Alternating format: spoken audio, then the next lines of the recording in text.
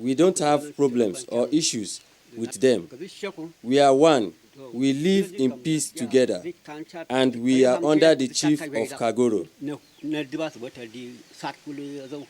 With regard to those that are on the high mountain or high hills of Kaguro, we work as a unit, and we want to always empower each and everyone that lives in the Kaguro. So we, gainfully, they are agricultural individuals, and we try to encourage them to plant the crops that are being grown here in Kaguro. And if you go uphill, you discover that such crops are equally planted and harvested here.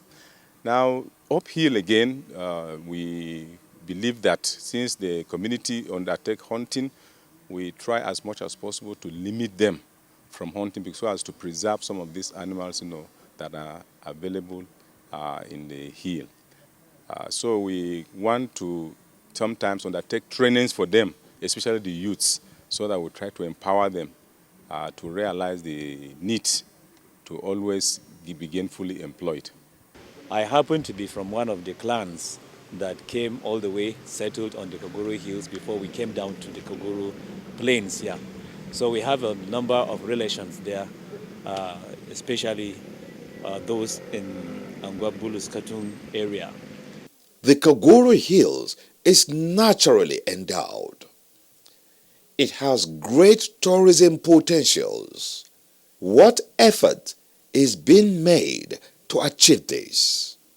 Well, the potential is what the government has noticed, and that is why they are thinking of having this tourist resort, presidential tourist resort, that they want to have at the top of the hill. If they develop this tourist potential here, I understand that it will even be better than what you have in Obudu.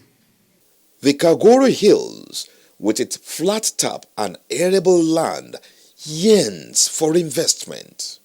We equally appeal for those who may want to invest in Kaguro land to come and invest. It is a potential place, and there is peace here, and we love people, we welcome them, and you will never regret coming to Kaguro. So anybody who has the intention of coming to invest here, please, you are welcome.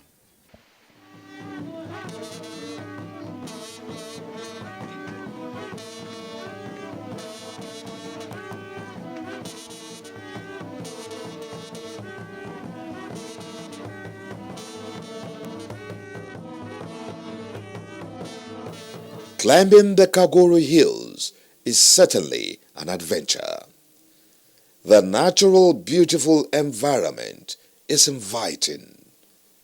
This beautiful work of nature should be developed to become one of the tourist attractions in Nigeria.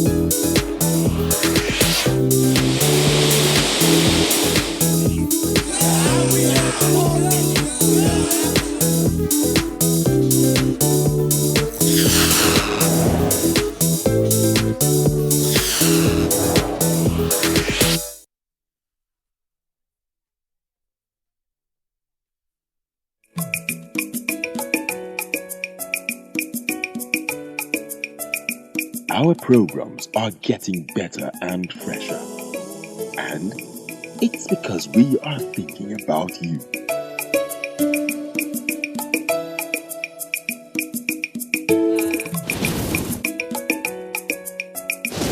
NTA. It's all about you.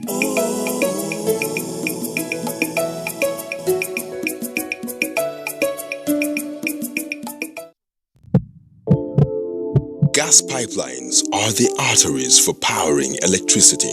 When the artery is burst, then the entire system collapses. Vandalizing gas pipelines is a criminal offense against the Nigerian people. Let us join hands and protect our gas pipelines from the enemies of Nigeria. Report any suspected vandal to the security operatives.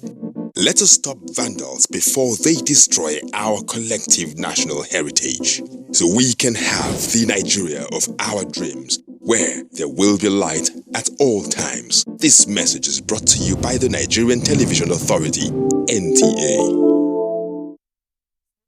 Information is power. Everyone wants power. So feel powerful with the NTA News mobile app, the one-stop information center. Real news at your fingertip. Be the first to report by uploading first-hand information on the You Report link, and be the first to know by simply clicking on any of the links on the sidebar for headlines, domestic and foreign news, economy, security, politics, sports, and more. Stream live on your smartphone and tablets and stay connected. It's pretty easy. Simply download NTA News app from your Google Play Store and you're good to go. NTA News mobile app, your access to real-time information.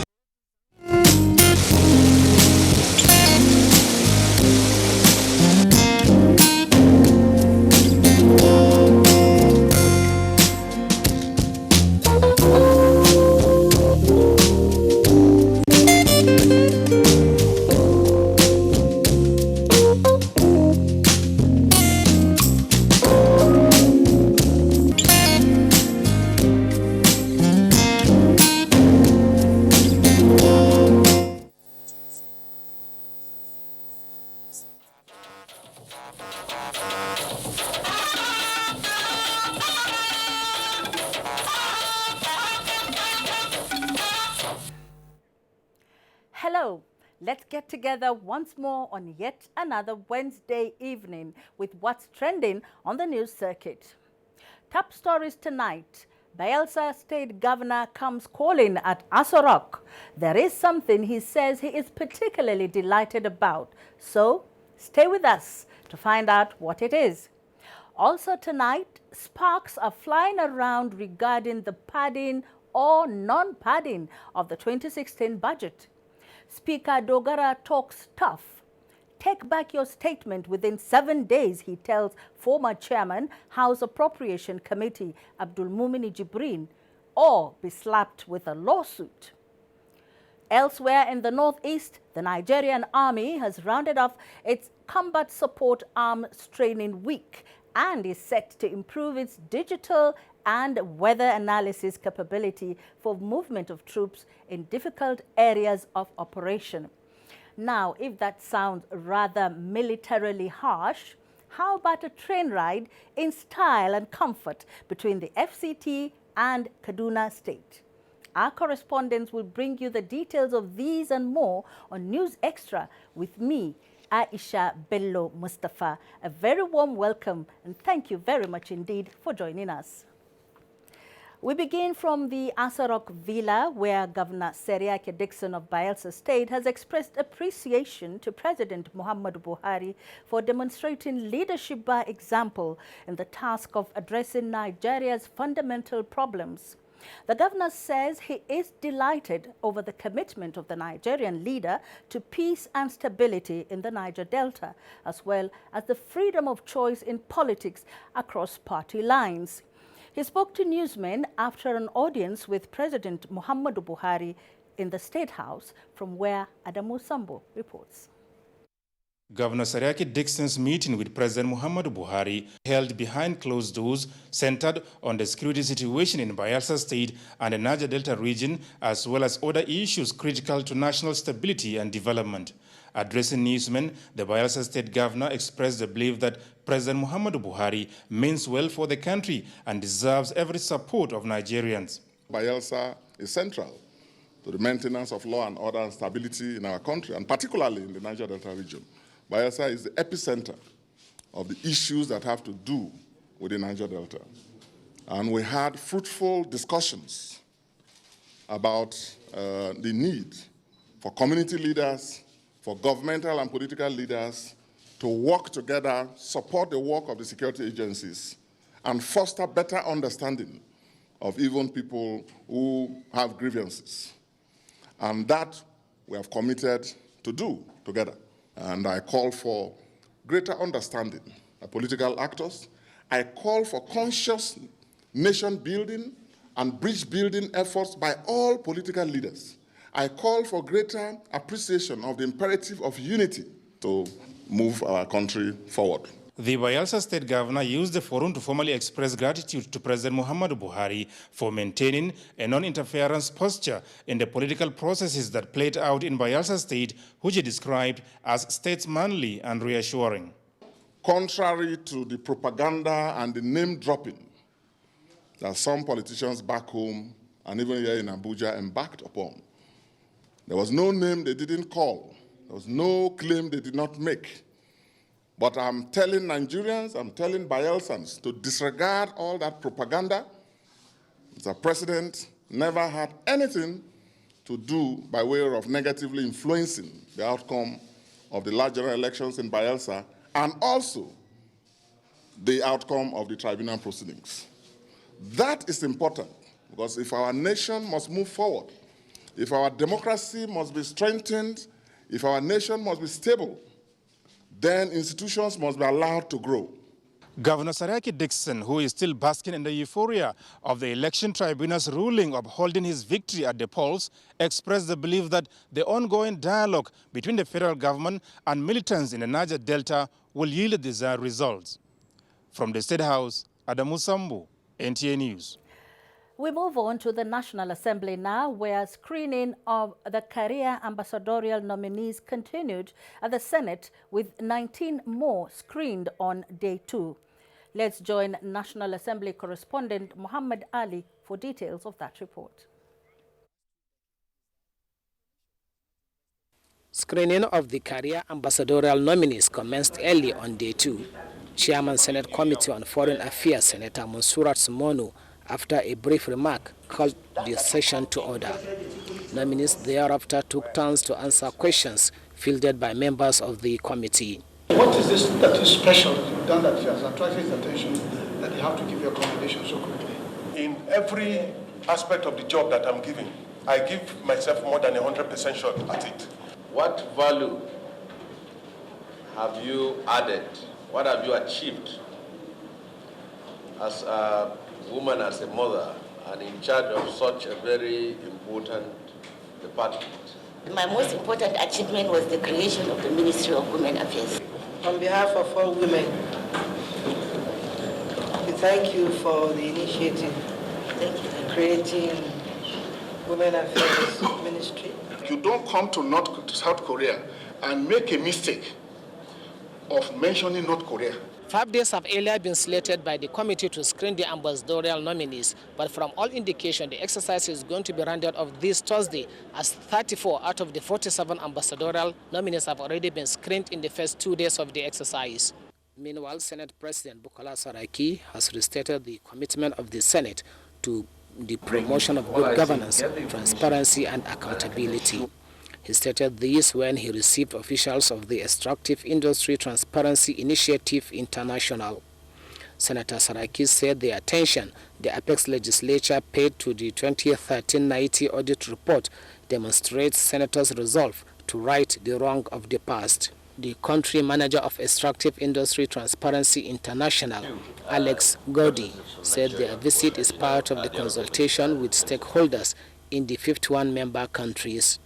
The end result of this stage of the validation is the production of initial assessment reports. This is a purely technical exercise. The Senate is investigating the anomalies and fraud discovered in the 2013-90 audit report. From the National Assembly, Mohammed Ali, NTA News. In the meantime, the House of Representatives has described the allegations against Speaker Yakubu Dogara and some principal officers of the House by former Chairman, House Committee on Appropriation Abdul Mumin Jibrin, as a misrepresentation of the person of the Speaker, the leadership and entire chamber.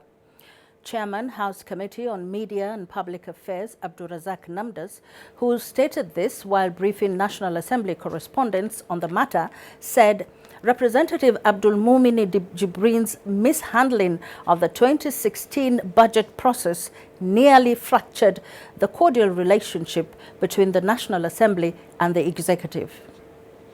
Representative Abdulrazak Namdas, speaking on behalf of the House of Representatives, explained that the House decided to remove Abdul Mumin Jibrin as chairman of the House Committee on Appropriation because of some sundry acts of misconduct, incompetence, total disregard for members, and abuse of budgetary process. The Speaker and the leadership were inundated with complaints by the heads of ministries, departments, and agencies, MDAs, over harassment from the House Appropriations Chairman to engage in conduct and act unbecoming of their offices.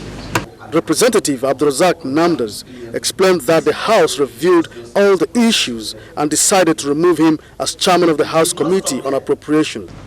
One clear example is the insertion of funds for the so-called Muhammad Buhari film village in his constituency in Kano, without the consent or solicitation of Mr. President. The spokesperson of the House described the allegations as false and a plot to drag the House to the mold. Ignatius Nkwo, NTA News. Meanwhile, Speaker, House of Representatives Yakubu Dogara has given a 7-day ultimatum to Representative Abdul Mumini Jibrin to tender an unreserved apology to him and retract all allegations made against him or face legal action. A press release by the Special Advisor on Media and Public Affairs to the Speaker, Turaki Hassan, stated that the demand was contained in a letter written and addressed to Jibrin by counsel to the Speaker.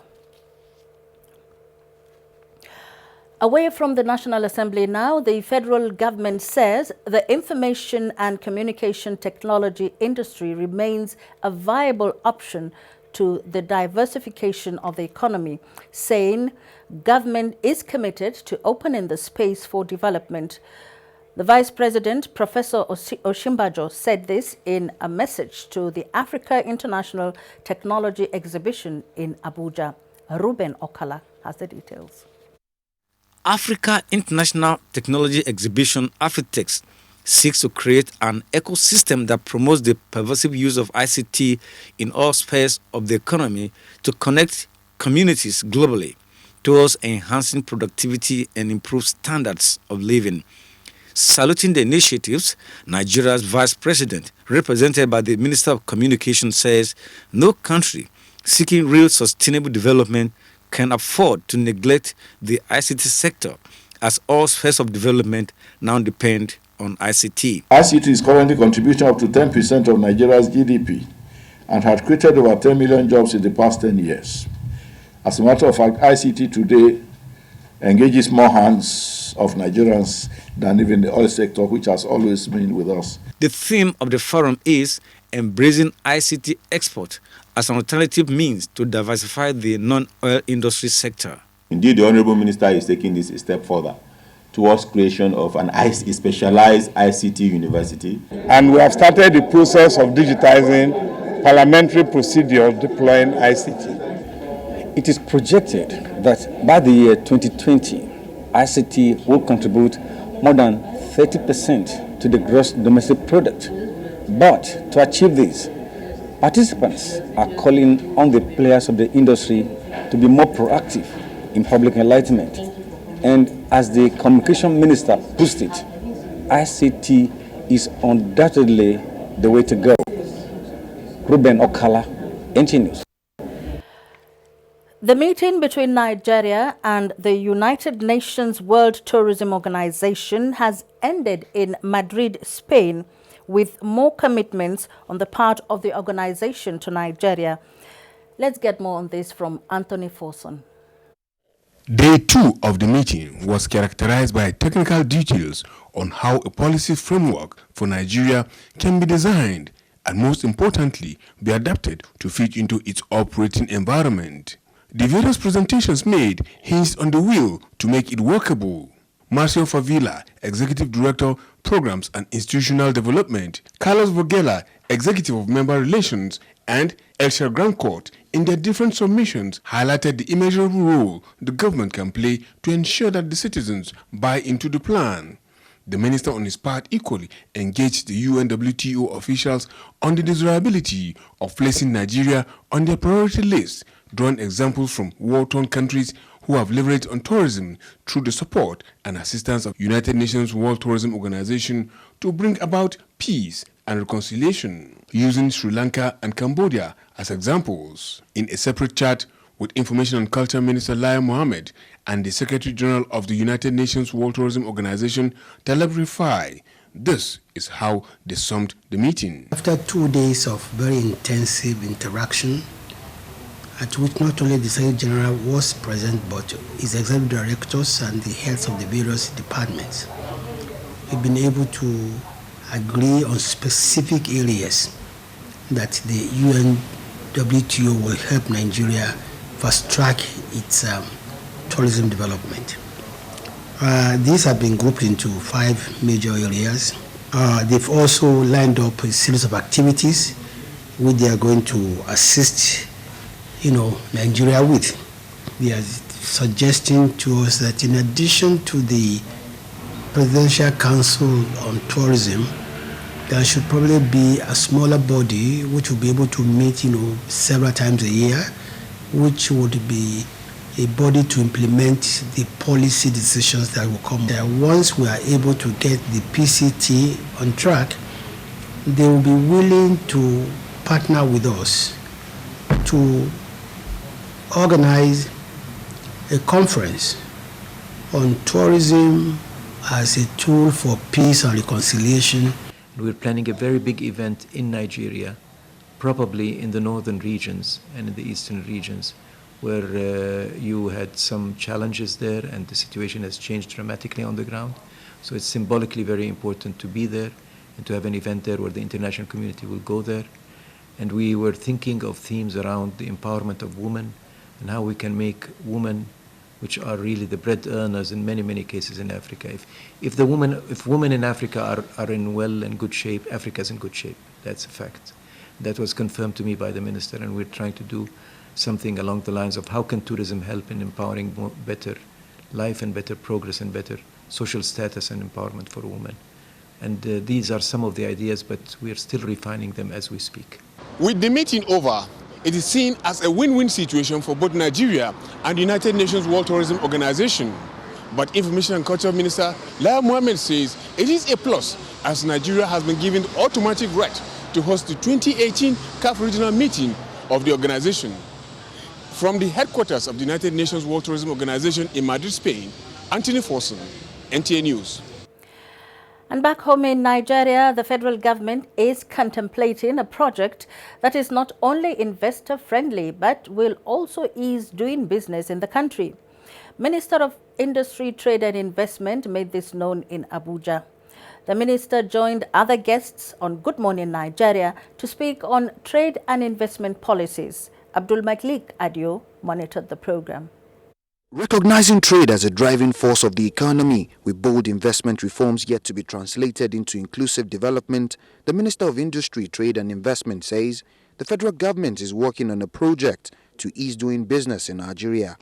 And of course, we also want to focus on our small and medium enterprises, as well as our youths, to say what are the specific interventions that will make it easier for them to either get jobs or start businesses or do something that will make them productive in our country.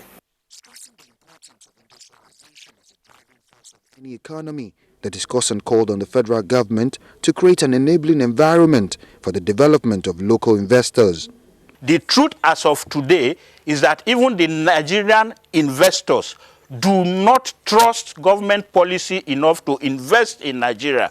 Therefore, the foreign investors who are already here are finding a way of shipping out their capital to more investment conducive environments. We are doing the right thing in the fact that we are diversifying the economy.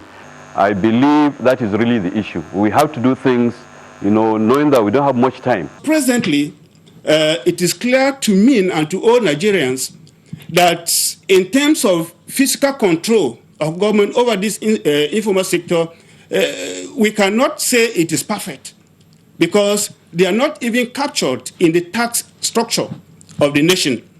And once that sector is captured and incorporated into the system, you will discover that it will expand the productive base of the economy and the tax structure. And that is the type of diversification I feel should be pursued with rigor. The discussants stressed the need for a proactive trade and investment policy framework to attract and mobilize foreign investors in support of economic growth and sustainable development in the country. In Abuja, Abdulmalik Adio, NTA News. The Chairman, House Committee on Privatization and Commercialization, Ahmed Yarima, has emphasized the need for governments to streamline procedures for doing business to make the country investment friendly for foreign investors. He said this at an investigative hearing on the privatization process of the Eleme Petrochemical Company. Ifeanyi Ezumba has the details. The essence of the hearing is to find out whether the company followed due process when the company was sold 10 years ago. Government is really committed to privatize public enterprises. Then at the same time, in the same vein, to ensure that the transactions or the transition from the private sector to the public sector took place under the proper arrangement of law, followed all the due process. The acting director, Oil and Gas, Bureau of Public Enterprises, said the technical considerations and selection process adopted was the quality and cost-based selection method. Before the sale, there were challenges, and the main challenges was the debt incurred by EPCN before we ever thought of even privatizing the company. The transaction process was covered by BPE, but to clarify the stand on this, the bidding process was first invited on two options, with liabilities and without liabilities. Members of the committee who expressed satisfaction with the presentation of achievements recorded so far since the privatization of Eleme Petrochemical Industry urged the foreign investors to continue to work together with the committee to move the nation forward. From the National Assembly, Ifeanyi Ezumba, NTA News. Legal practitioners in Nigeria have been told to uphold all tenets of the justice system and the rule of law as part of ways to ensure success in the war against corruption. Participants at a seminar organized by the Rule of Law Foundation in Abuja stated this. Femi Okewo was there and brought back this report. Current debates in Nigeria of recent have dwelt on the fight against corruption and what legal practitioners are doing or are not doing to ensure the success of the fight. The seminar seemed to have been organized to give defense lawyers a voice in the whole matter. Such as blaming the defense for delays, when indeed some of the delays were introduced by government itself. You just charge somebody to court, there's no material to prove, and you say, don't say there are no materials. Let us therefore strive to sit properly and fight lawfully so that we can maintain our esteem and engender respect for our institutions. But those who have the statutory responsibility to prosecute cases lamented that the most frustrating thing is how cases were left to hang without a determination of the matters. All the allegations that he castigated the judiciary, the president cannot do that. This president, as you must have seen clearly, is a procedural person. The rule of law does not mean that the accused person should go home free.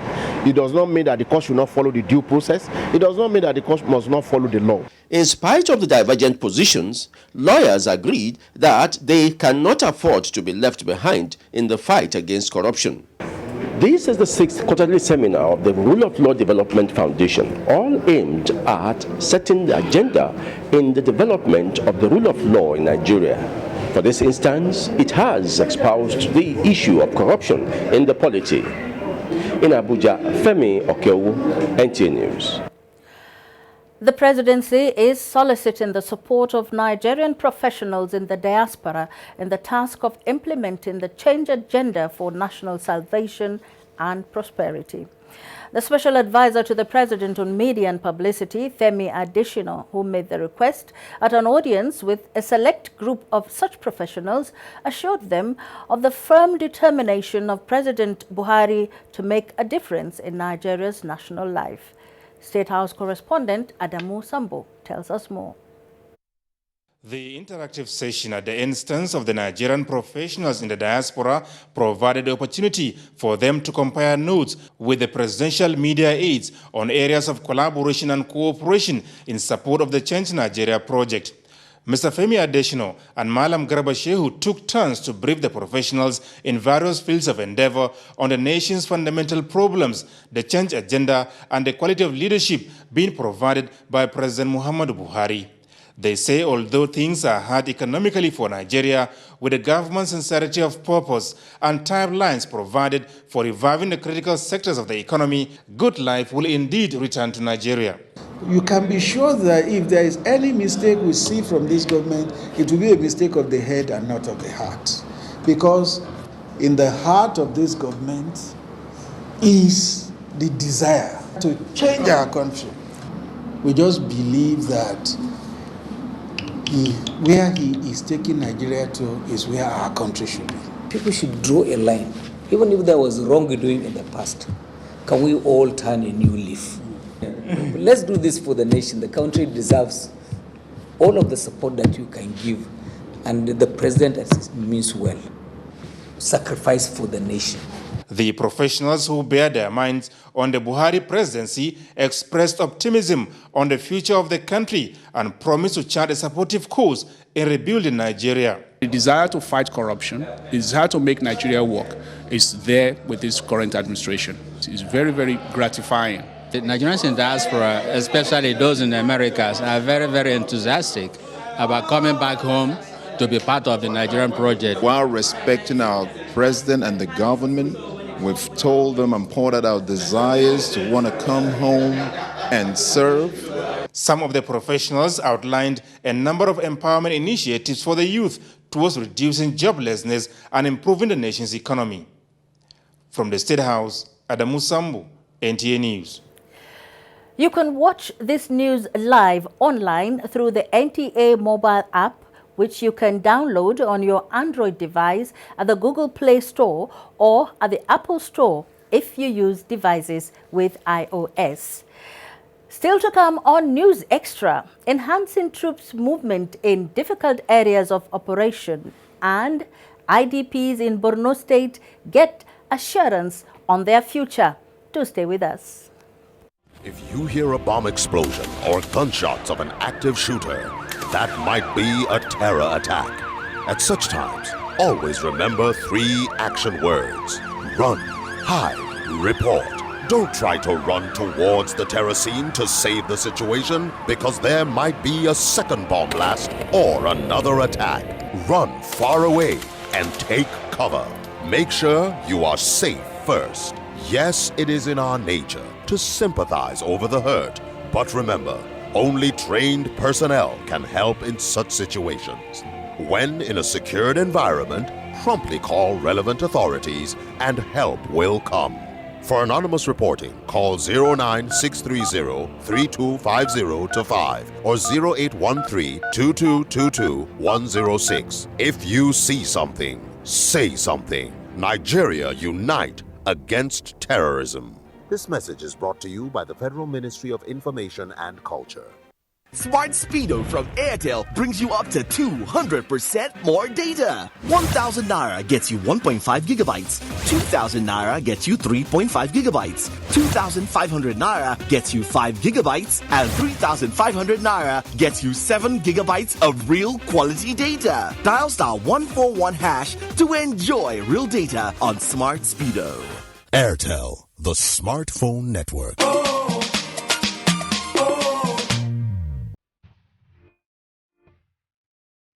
If you work hard and sow, you deserve a good harvest. That's only fair. If you study hard, you deserve good grades. That's only fair. If you train hard, you deserve to win the prize. That's only fair.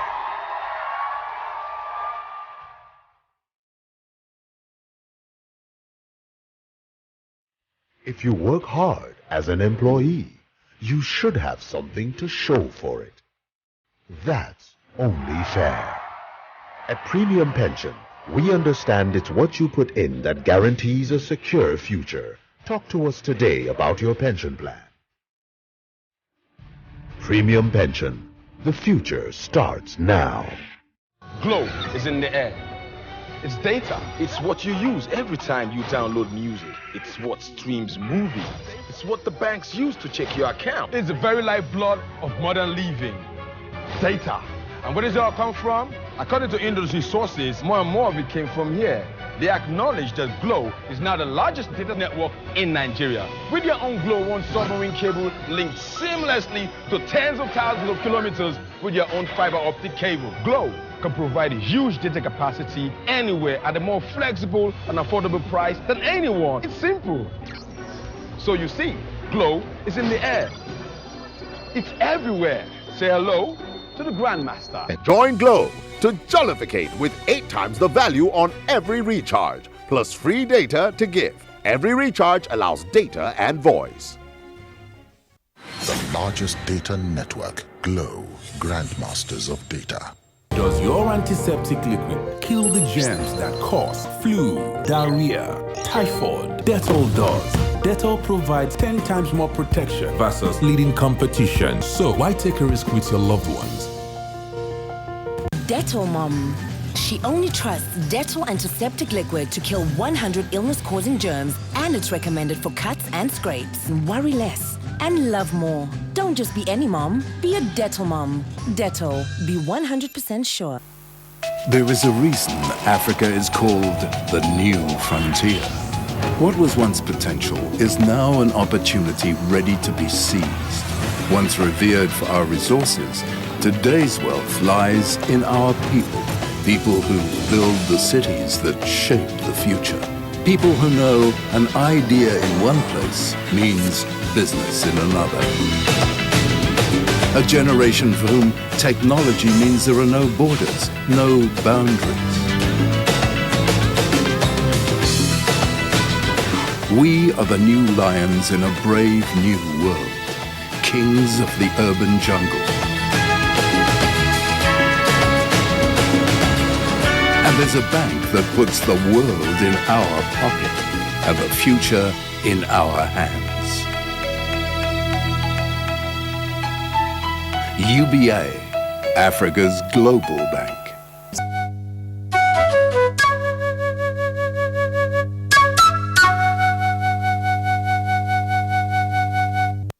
We are here to serve, and indeed, Nigerians would get the service they have longed for and which they rightly deserve. The leader today that we have in Nigeria is one the world has been waiting for. Nigeria is seen in a new and a different, very positive light. With what President Muhammadu Buhari is doing, our economy will be strong and resilient to withstand the shocks. He wants the best for this nation. We want the best for this nation. Our aspirations should be to put this country first, and together we shall make progress. If we don't believe in our own country, nobody will believe in our own country. So we must make sure that we continue with the trajectory. We don't want to make a mistake of the past. This president has a singular opportunity to make that difference because the whole country is behind him. And by the grace of Almighty God and the sheer will and determination of the Nigerian people, we will come out stronger and more united than ever.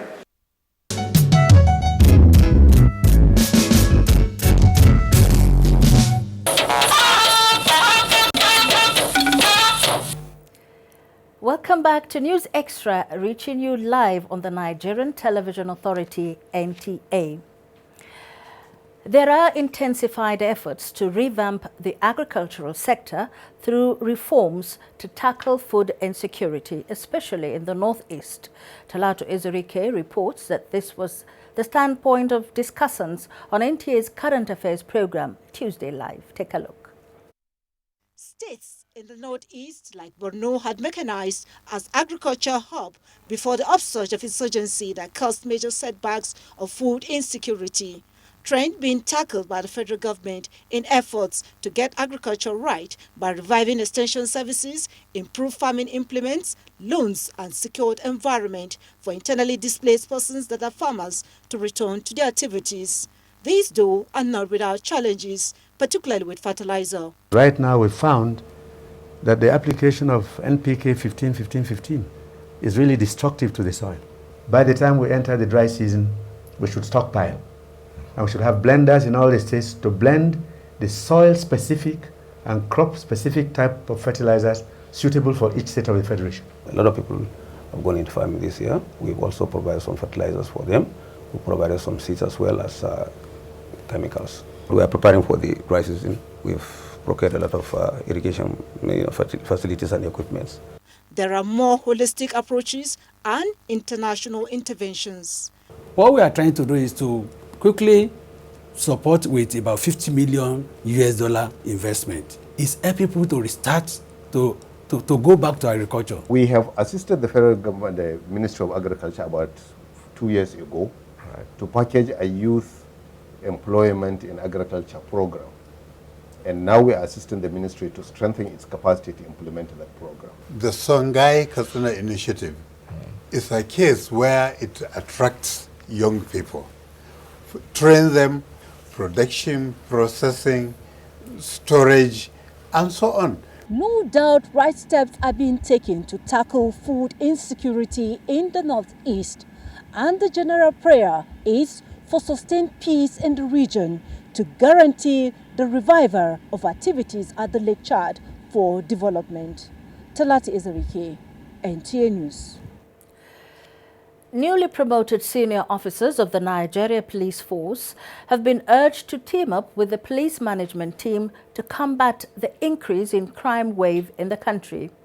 Chairman, Police Service Commission Mike Okiro gave the advice while decorating over 50 senior police officers at the Force Headquarters, Abuja.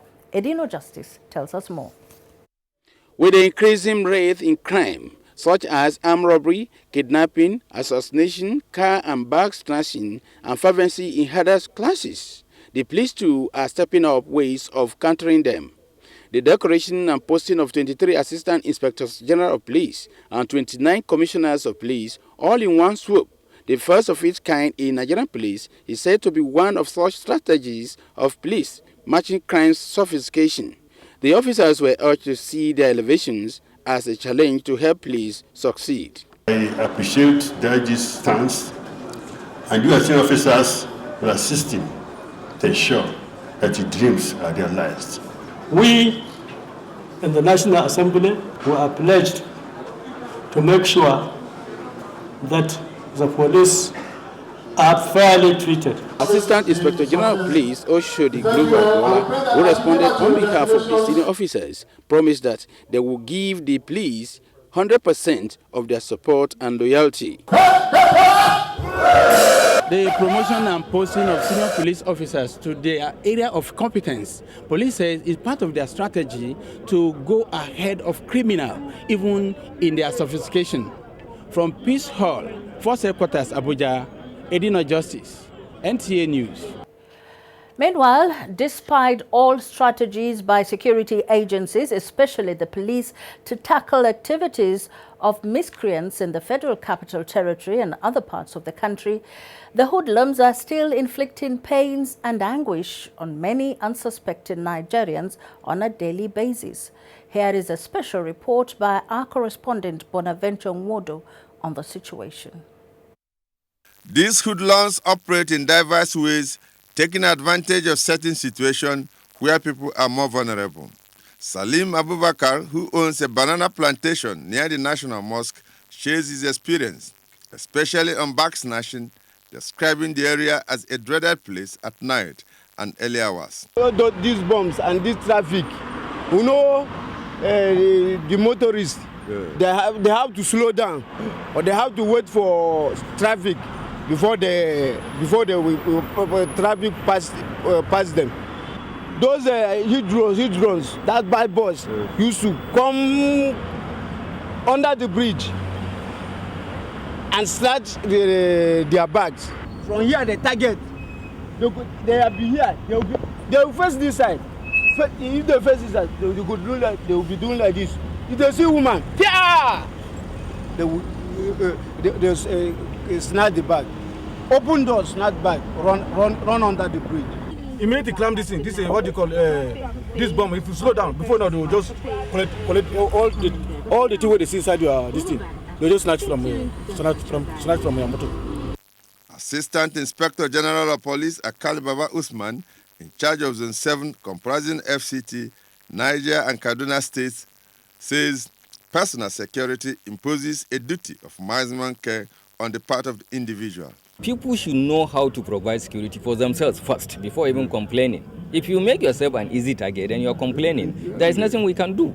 That's the truth about it. The Wuse Police Division has commenced deployment of virtual policing centers to complement police presence using technology. Promise members of the Republic that we'll do our best to make sure that crime is reduced to its barest minimum. There's no society that is without crime, but we can't hide under that guise. We have a duty with this responsibility and with this support to ensure that crime and criminality are put to check. Bonaventure Wood, NTA News. Well, these times call for everyone to be extra vigilant. A report from Maiduguri says the pet project of the wife of the president, Future Assured, has again donated assorted food and non-food items to 1,000 internally displaced persons across the various local government areas of Borno State. The presentation took place in Maiduguri, as Amina Fidi Amadou tells us. Chairperson Aisha Buhari Relief Materials Distribution Committee and wife of Borno State Governor Nana Shetima acknowledged the tireless effort of wife of the president towards assisting Borno communities in various ways.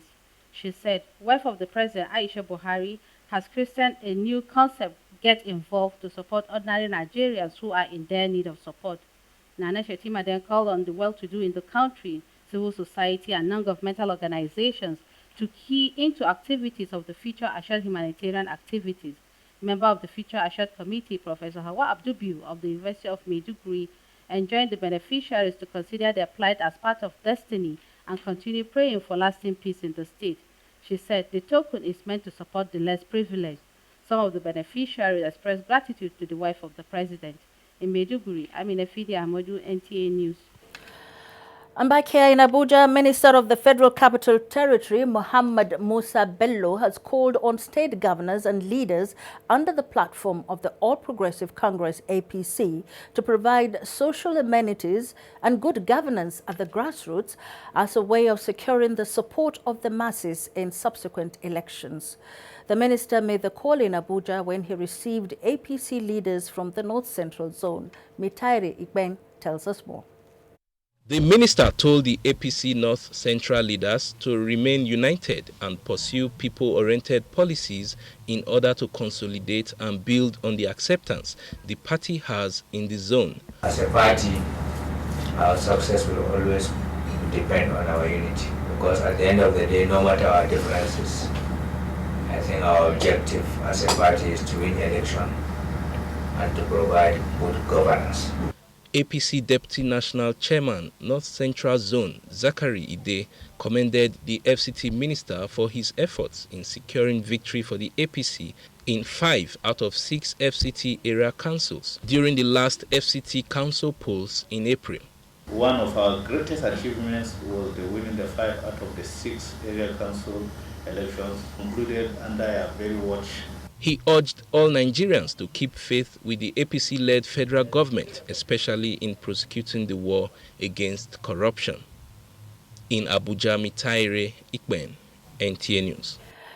In the meantime, members of the People's Democratic Party all over the country have been advised to forget their differences and work for the collective interest of the party.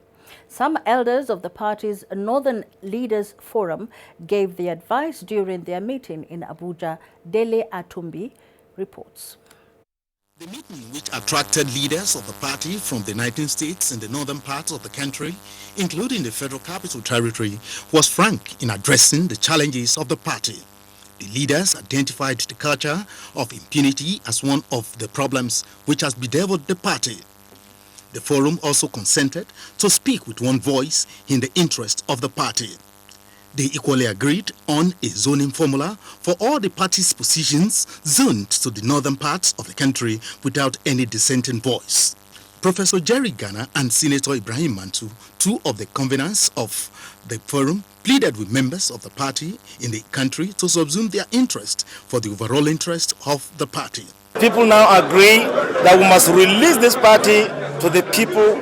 Let them choose the leaders they want. For the first time in recent years, leaders of the PDP in the north have come together, not minding their differences in their various states, to speak with one voice. Other speakers at the forum stressed the need for members to respect party supremacy in all their dealings.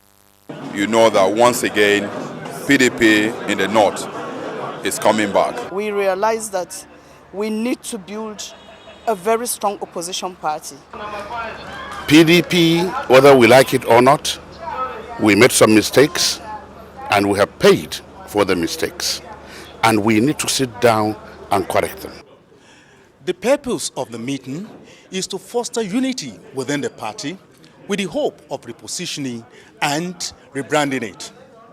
In Abuja, Dele Atumbi, NTA News. Professional bodies in Nigeria should be actively involved in the fight against corruption by giving quality advice to government. This was contained in a message by the President and Chairman, Board of Council, Association of Professional Bodies of Nigeria at the 2016 Summit of Professionals in Abuja. Lydia Basi was there. APEX organization presently comprises 29 professional bodies. The summit has as its theme GDP growth and diversification, present-day realities. The president, in his welcome address, enjoined participants to contribute effectively to discussions and engage in superlative networking. It is my belief that your recommendation will disclose series of policy options to effectively strengthen the role and relevance of professionals in Nigeria. Chairman of the occasion, General Abdulsalami Abubakar, who was represented by Ahmed Yakasai, President, Pharmaceutical Society of Nigeria, encouraged member bodies to think out of the box for diversification of the Nigerian economy. We have to show others that, yes, we are professionals. If you are cutting corners, if you are doing things under the table, you are a quack.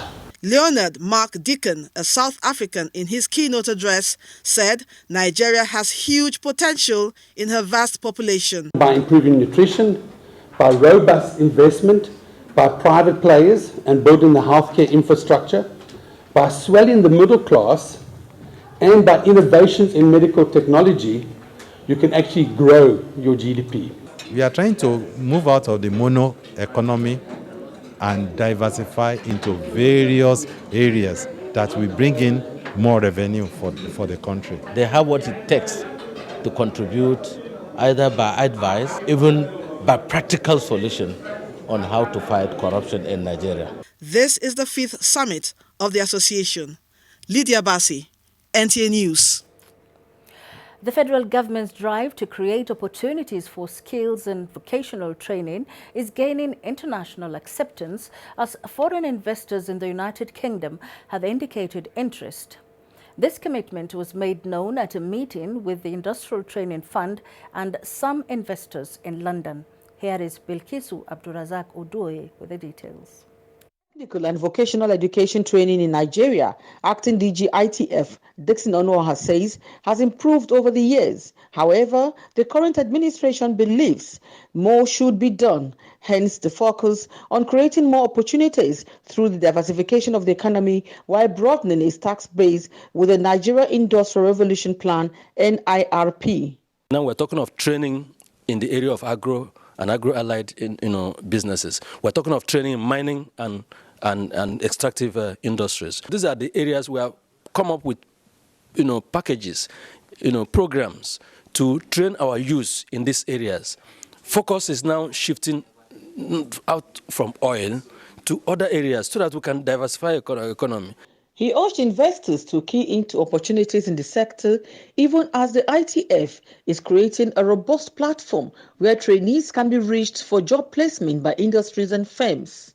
Skills is part of the ease of doing business in Nigeria for any investor. And that is why we are encouraging them to partner with us and see how we can increase and develop more skilled manpower in Nigeria to support the industrialization policy of the government. The stakeholders and private investors expressed interest in some of the sectors highlighted by the Chief Executive Officer of the ITF. We would rather work with a college in Nigeria and open it up and train 500 people in Nigeria than bring 20 over to the UK for training. I prepare the students to actually realise my strength is in my hands and my head. ITF is Nigeria's foremost human capital development agency, working to create a skilled workforce with 33 area offices, 5 industrial skills and satellite training centres across the country. In London, Bilkisu Abdurazak Uduoyi, NTA News. Chairman of the Channels Media Group, John Momo, is now chairman of Broadcasting Organizations of Nigeria, BON. He defeated the managing director of Freedom Radio Group, Abbas Dalhatu, at the election held at the NTA's corporate headquarters, Abuja. Adebola Brookslyn Sunday reports that the MD and Chief Executive Officer of the Abubakar Rimi Television, Kano, Saad Ibrahim was elected vice chairman. An array of cameras and newsmen from different media organizations took vintage positions to capture every bit of the event, even as candidates, delegates, and other participants arrived at the venue of the election. The Director General of the NTA and immediate past chairman of BON, Yakubu Ibn Muhammad, in his opening remark, expressed why the body was organized. These organizations were set to protect and enhance sectoral interests, solve sectoral problems, as well as put resources together to achieve sectoral goals and objectives. My vision. At the business session, the two candidates expressed their intentions on their mission and vision for broadcasting organizations of Nigeria. Thereafter, delegates balloted and John Momo emerges chairman. Collectively, we shall begin a rapid development of the broadcast industry in Nigeria while embracing cutting-edge technologies to match our counterparts around the globe. It's myself and the ladies behind me that will help in exploring avenues through which BON will be great. The election was done very well. We use that as an example for Nigeria and all organizations to learn from what has happened in BON. BON chairman, together with the promises he made, I think we'll be able to be there by June 17, 2017. Before the election, the position of the BON's chairman rotated every 2 years between the Nigerian Television Authority, Federal Radio Corporation of Nigeria, and Voice of Nigeria. It is the first time that the position of BON chairman will be occupied by a chief executive of a private broadcast outfit in Nigeria. Adebola Brookslyn Sunday, NTA News. Arrangements have been concluded for the public presentation of a free national newspaper known as Today's Impact Newspapers. A statement by the editor-in-chief of the newspaper, Henry Noble, says that the newspaper will be launched tomorrow, Thursday, the 28th of July. The launch is expected to be graced by former military president Ibrahim Babangida, INEC chairman Professor Mahmoud Yakubu, Minister of Information and Culture Lai Mohammed, as well as Ministers of Health and that of State for Budget and National Planning. With headquarters in Abuja, the newspaper, which had hit the newsstands on the 18th of May 2015, with limited weekly circulation in Abuja, Kano and Kaduna states, will assume a national dimension after the official launch. With emphasis on educational issues, today's Impact newspaper is expected to deliver editions free to all tertiary institutions and secondary schools, as well as unity schools, starting from Abuja, the federal capital. At the public presentation, some deserving notable Nigerians are expected to be awarded honors. They include Minister of Transportation as today's Impact 2015 Education Man of the Year, while the Universal Basic Education Commission, UBEC, will bag today's Impact Educational Agency of the Year award.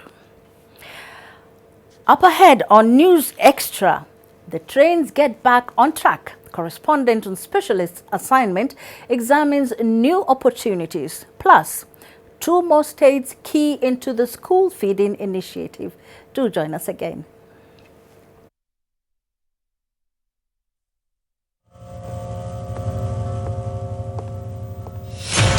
A famous boxer once said, "The fight is won long before you step into the ring."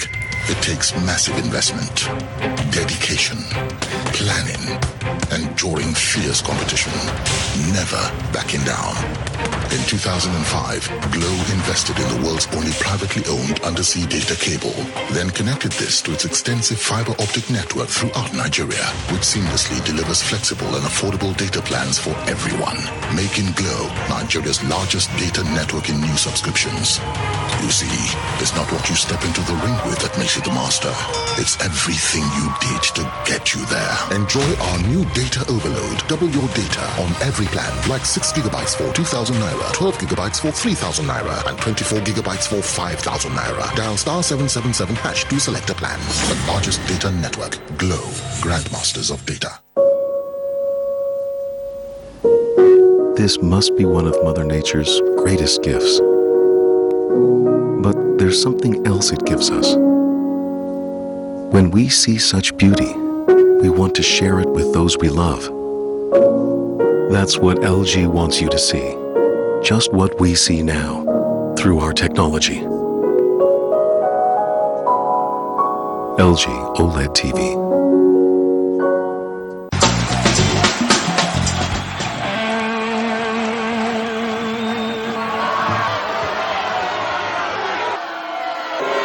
I feel weak, body pains, feverish, and dizzy. But be sure to verify its authenticity. Make sure you check that it's original by scratching the code panel to reveal a set of code numbers. Text the unique number to a short code 38351, confirming the authenticity of the P-Alaxin anti-malarial drug. SMS text is free and available to all networks.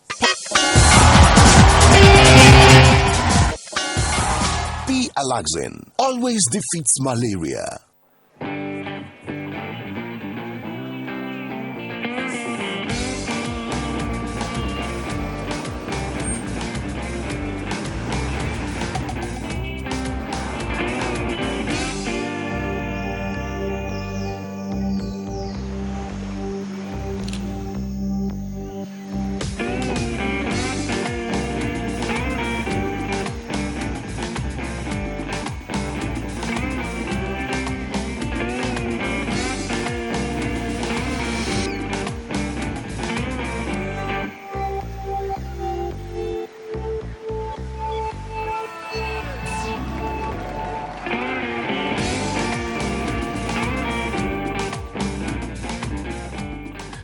M5 Plus with a 50-20 milliampere battery that lets you play for up to 3 days on a single charge.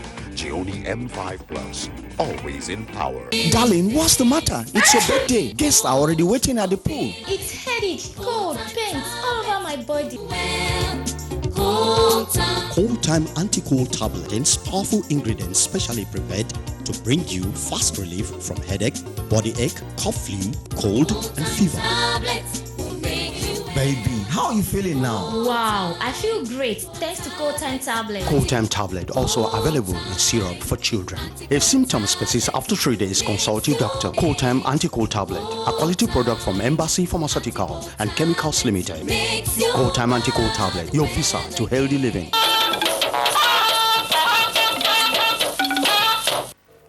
Thank you for being there. Let's switch our attention now to some financial matters. The Nigerian economy is facing a lot of challenges, and ordinary people on the street are feeling the brunt. Let's join our business news desks now to find out how Nigeria got to the present situation and the way out, with Amechi Pius as our guide.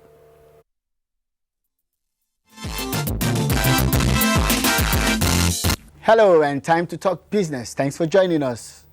Despite efforts by government towards evolving measures aimed at tackling the many challenges prevalent in the economy, Nigerians, particularly the ordinary man on the street, are groaning over the high cost of living in recent times.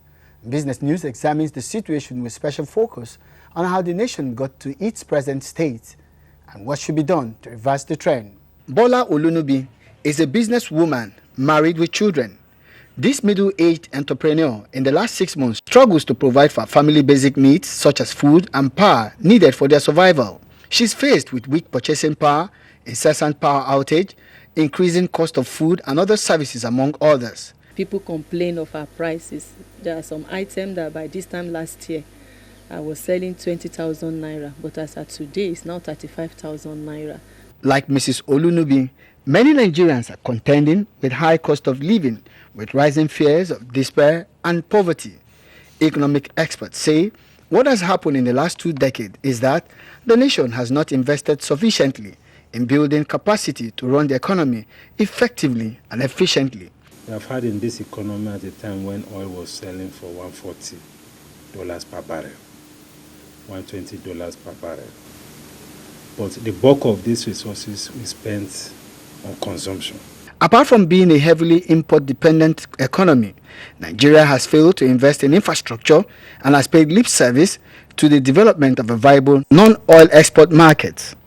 Over time, the nation's economy has been characterized by the absence of viable policies, misappropriation of public funds, indiscipline, and lack of institutional framework to accommodate private sector investment to achieve inclusive growth. Let us bring in investors to bring their funds into all these areas. If there are any policy, any regulatory bottleneck, let us dismantle those bottlenecks. The adoption of the flexible exchange rate is also another effort by government described by watchers of the economy as a positive step towards reversing the negative trend in the foreign exchange market.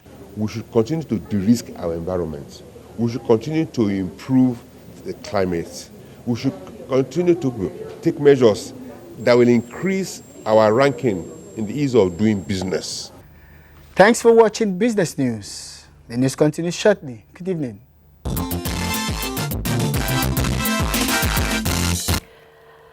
The attention of African nations has again been turned to trade integration within the continent.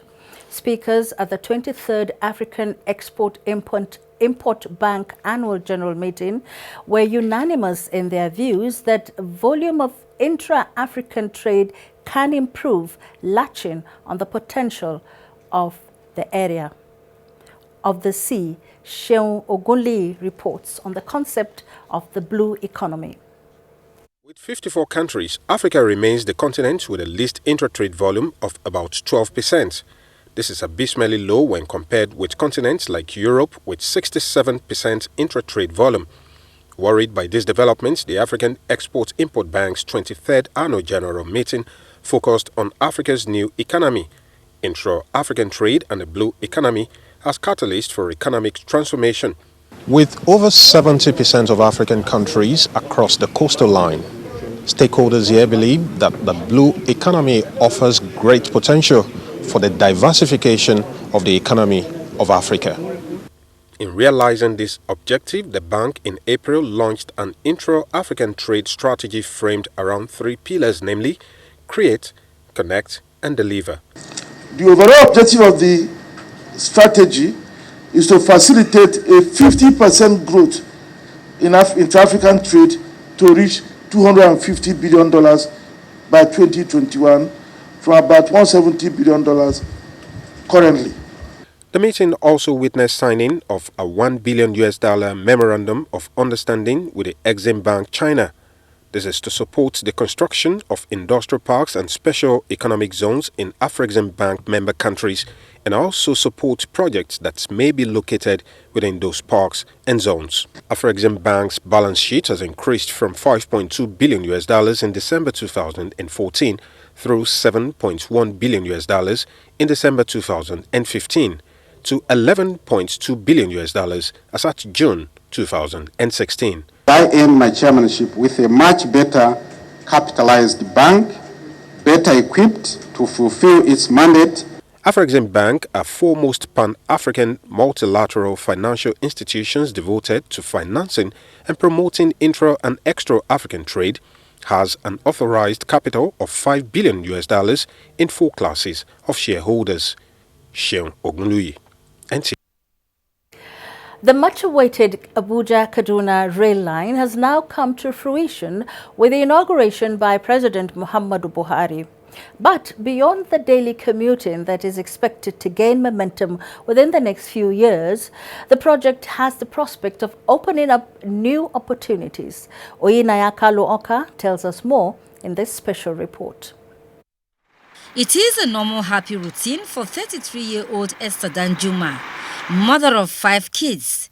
Her only problem in this act is transporting the produce to her family in Kaduna after harvesting. Before I will say I will just travel to Kaduna, I will spend a lot of money. With the new Abuja-Kaduna rail project, she says, her tax is now simplified. As government already done it, we are happy for that. Esther is not alone in this euphoria, as residents in Mpape, host community of the Edu station, say it has opened up new window of opportunities. We are very, very happy now. Every day now, people that enter fine shop for the village now to do their business. With this development, there is no gainsaying the fact that the 186-kilometer line with 9 stations will create more new settlements, provide employment, and improve economic activities in the areas the rail line will ply. The Kaduna State government has already declared the entire right of way within Kaduna State of this rail line a planning area. Most of the communities around that area, we have so many things to do, by self-employment.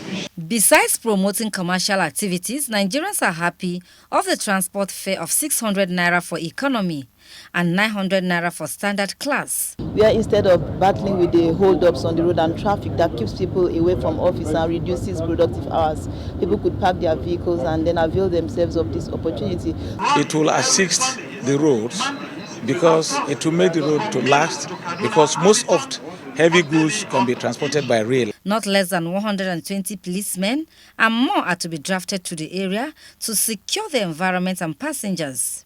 And we need to get support from the civil defense to support and hire some civilians. Promoting regional integration is one benefit of the rail, and with 4 coaches carrying 88 passengers and 56 for standard coach, it is indeed a great opportunity for more interaction.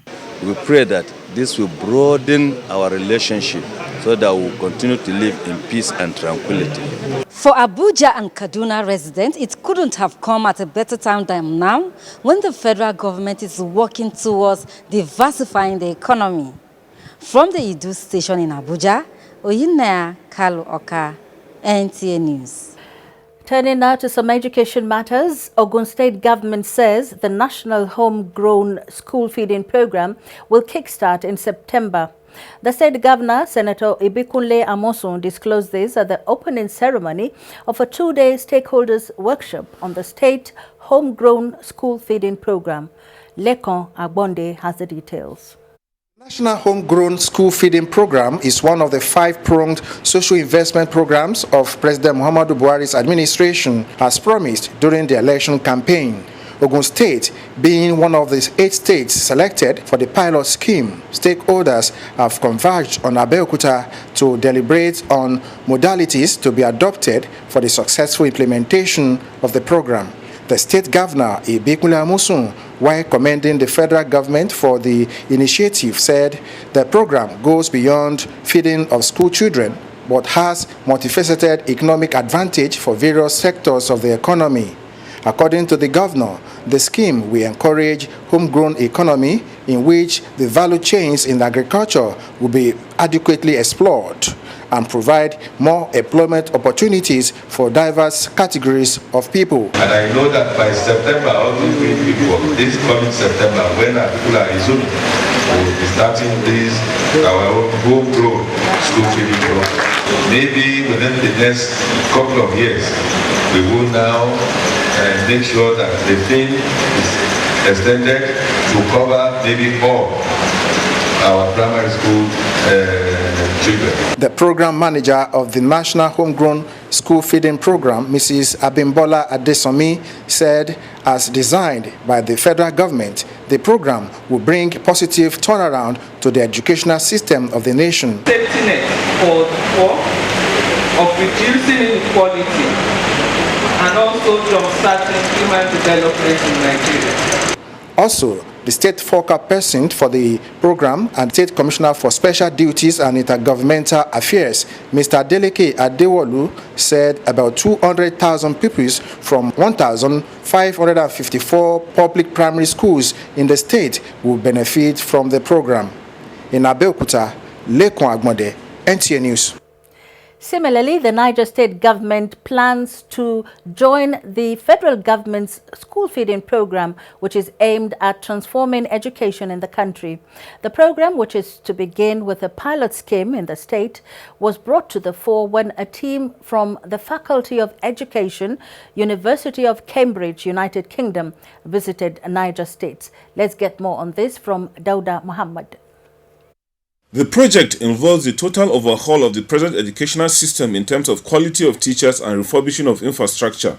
While receiving the team from Cambridge University, Governor Abubakar Sani Bello said, despite challenges of funding, all efforts will be made to improve on the present educational system. Team leader from the Cambridge University, United Kingdom, Professor Colin McLaughlin, while presenting an overview of data collected, said the best way of achieving success is paying attention to teachers' standard by improving quality, development and experience in the system. Can increase teacher motivation by improving the quality of training, by improving the conditions that the teachers go to in those areas, and also by things like salary and status. Those are very important issues.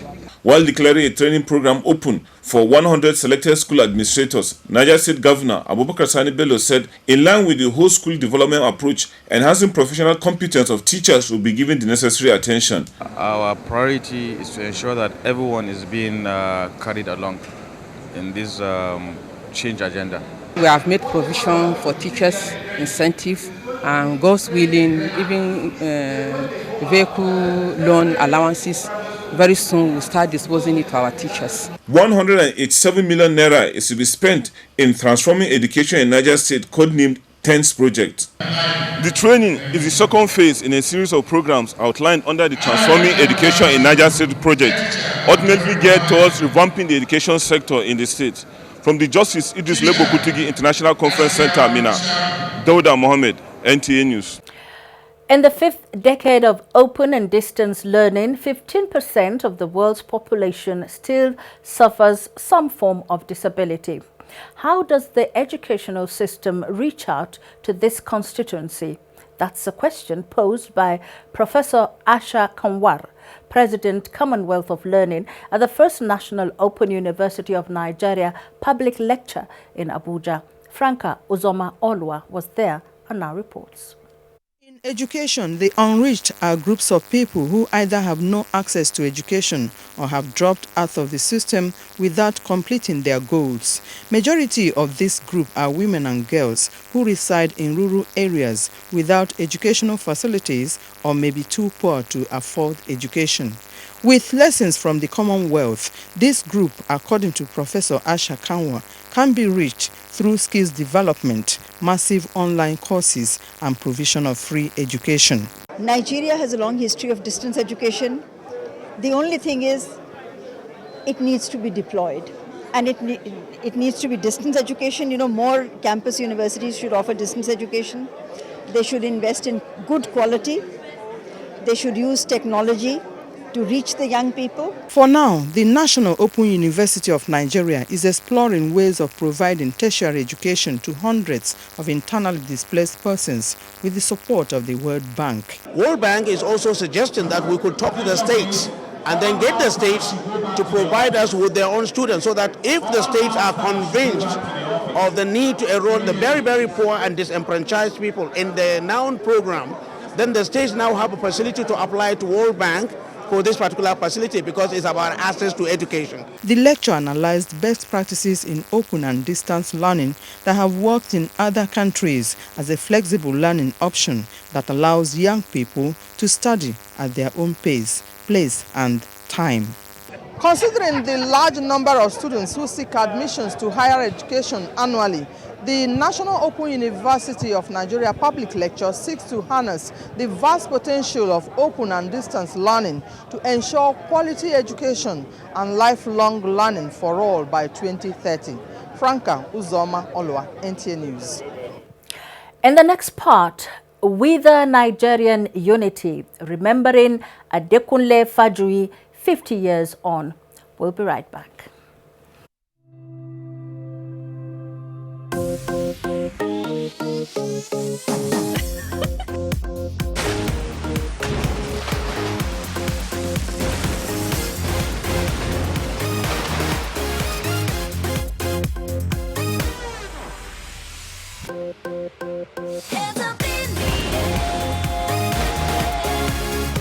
Chi Happy Hour, burst off refreshment. House of Chi.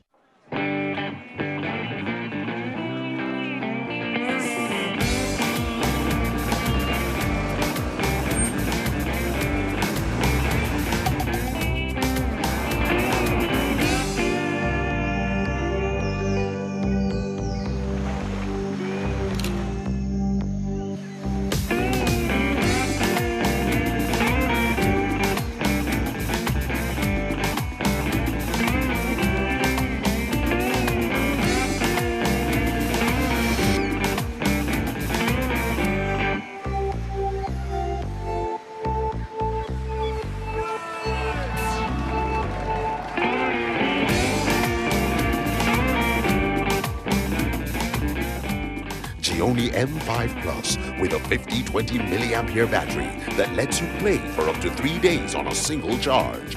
Xiaomi M5 Plus, always in power. What happened? It was a mosquito. Oh! Oh! Daddy, here! What's happening here? Mama, mosquitoes. I sprayed, but the mosquitoes aren't dying. No longer, because I've bought Motane Power Guard, which kills 100% mosquitoes.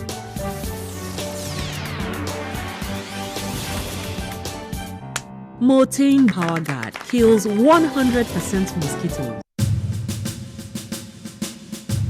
The production, distribution, and sale of counterfeit and fake drugs is a corrupt practice and a crime against humanity. This has informed several measures and strategies to combat fake drugs, including introduction of anti-counterfeiting cutting-edge technologies to detect fake drugs on the spot. These technologies are being deployed to all the states across the Federation, as well as the internally displaced people's camps. The President, Muhammadu Buhari, and his team are committed to this fight. The federal government of Nigeria, in line with its anti-corruption agenda and posture, will fight a total war against fake drugs and other unwholesome regulated products in order to ensure that Nigerians remain healthy and well. Lend your support and join NAFDAC to rid the country of fake drugs and unwholesome regulated products. NAFDAC, safeguarding the health of the nation. Hello again, and thank you for being there. Incessant strike actions and professional rivalry have been identified as core reasons for the continuous dwindling state of Nigeria's health system. This was the view of speakers at a lecture during the 2016 annual scientific conference of the Nigerian Medical Association in Lagos. Annie Daniels reports. It is stating the fact that Nigeria's health sector has gone through challenges over the years, translating to loss of lives and lapses in the health delivery services of the sector. Soshan Olajide in his lecture attributed this to intraprofessional rivalry in the health industry. He regretted that the trend has attained a dangerous dimension and dovetailed into interpersonal conflicts among healthcare providers, leading to strike action. And most of these patients, they cannot access the kind of care they need elsewhere except in public facilities because to a large extent, the public tertiary health institutions are subsidized. The guest speaker noted that intraprofessional conflicts give rise to medical tourism, quackery, lack of investors and medical errors. It costs millions, hundreds of millions to install and operationalize a linear accelerator which is used for the treatment of cancer. Okay? If you are able to get an investor to provide that for your hospital, you have the patients. There were reactions from participants. When we have a system that is trying to accommodate what is anti-variance to modern civilization, it will generate what is occurring as of now in the health sector. And I think we should advise otherwise. The health sector itself hasn't even gotten it right because the stakeholders are not communicating with themselves. It is better to communicate, preempt the consequences of such strike, and then prevent it on both sides.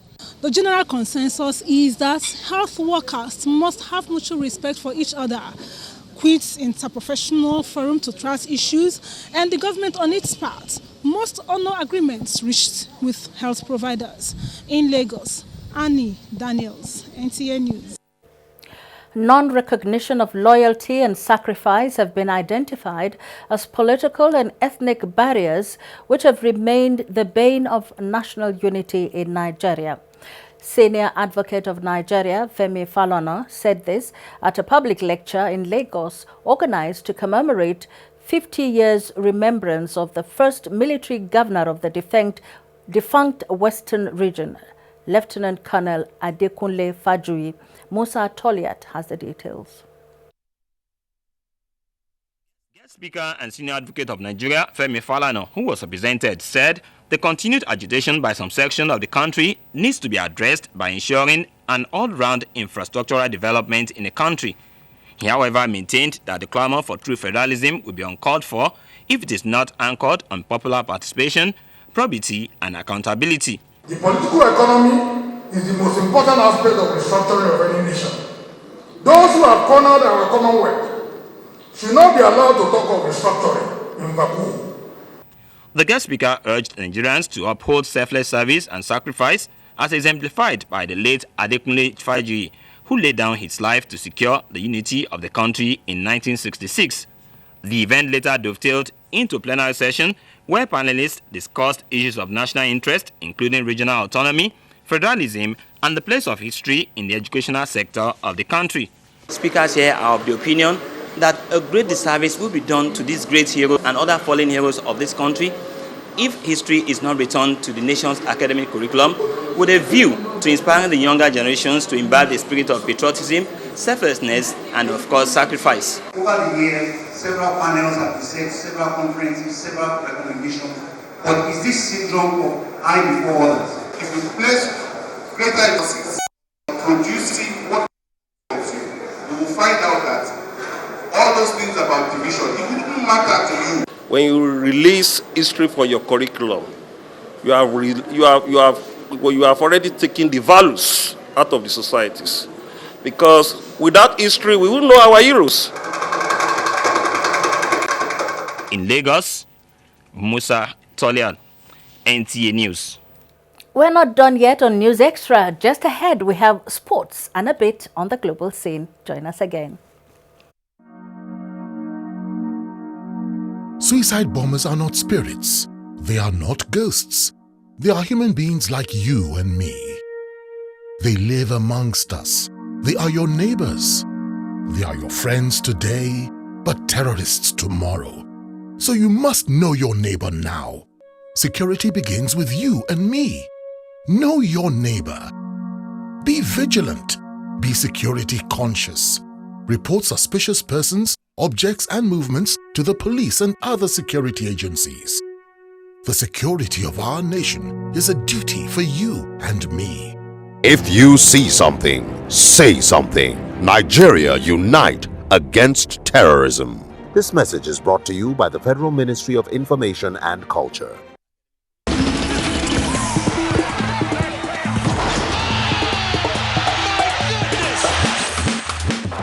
Amino lost the ball, and then it came down with Kobe Bryant with a backward.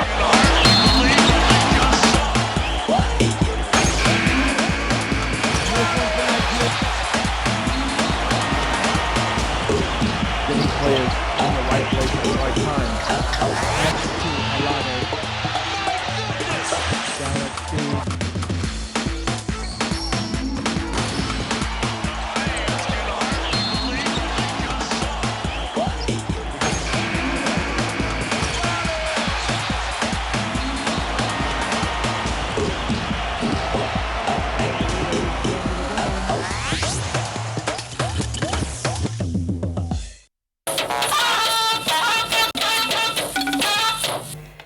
Thank you for being there.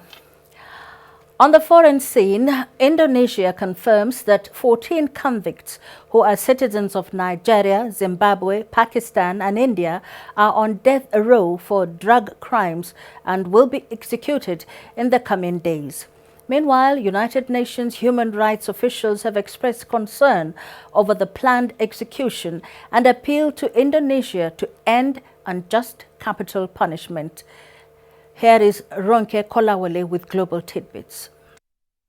In South Africa, young neurosurgeons converged on Cape Town to advance treatment for stroke and the genetic aspects of brain tumor. Also in South Africa, more than 15 Malawian children have been rescued from people believed to be a group of traffickers. From the Central African Republic, CAR, comes a report that the United Nations has extended its mission until November 2017, but called on the new president, Faustin Todera, to urgently foster reconciliation among religious groups. The extension is a response to the plan of France to pull out its remaining troops from the CAR, as announced earlier this month.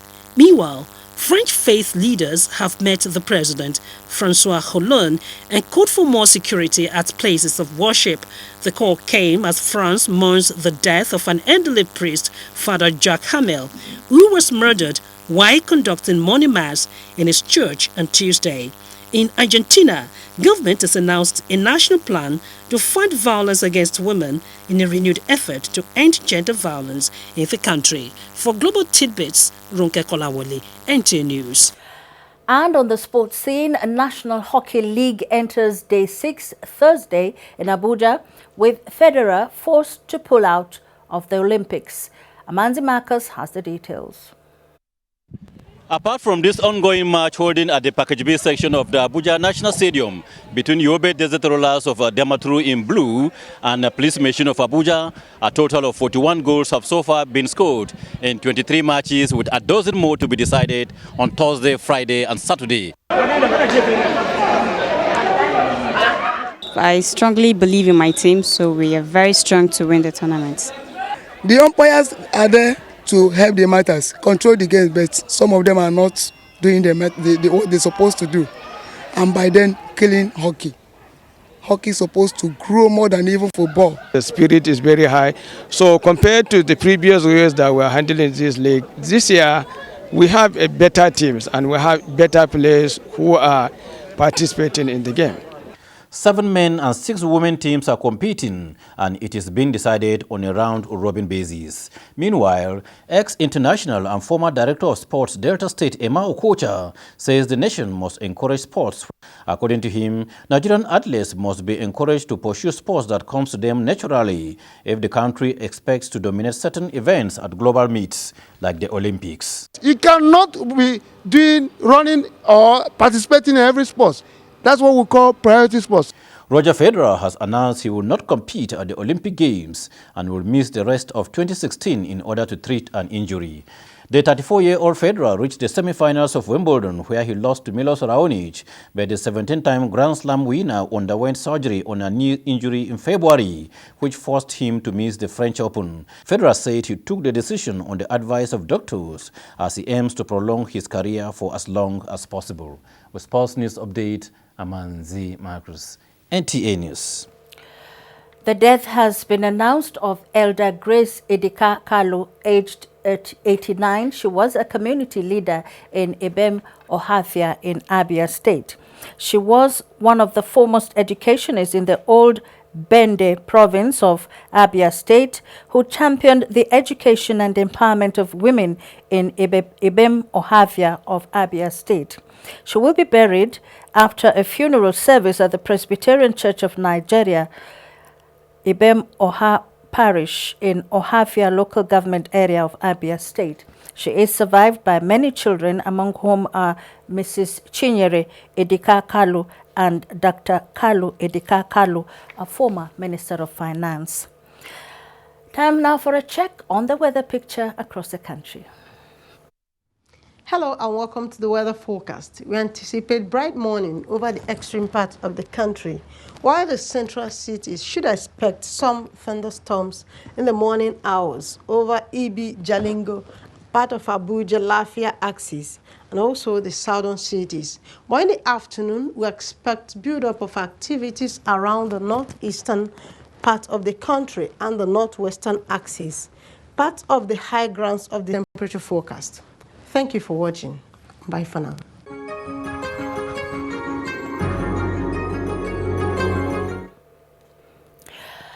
That's News Extra tonight. And for a recap of the headlines, Governor Seriake Dixon of Bayelsa State says he is delighted about President Muhammadu Buhari's commitment to peace and stability in the Niger Delta, as well as freedom of choice in politics across party lines.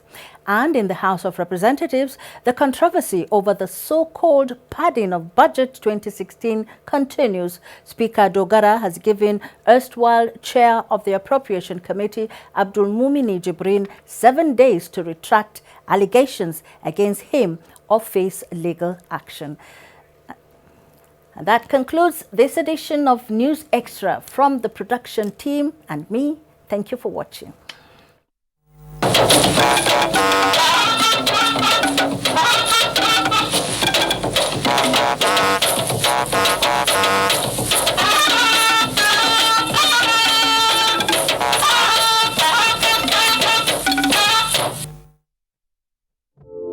Gas pipelines are the arteries for powering electricity. When the artery is burst, then the entire system collapses.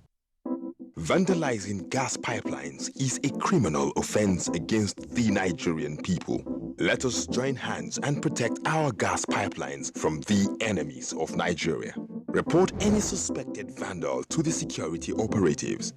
Let us stop vandals before they destroy our collective national heritage, so we can have the Nigeria of our dreams, where there will be light at all times. This message is brought to you by the Nigerian Television Authority, NTA.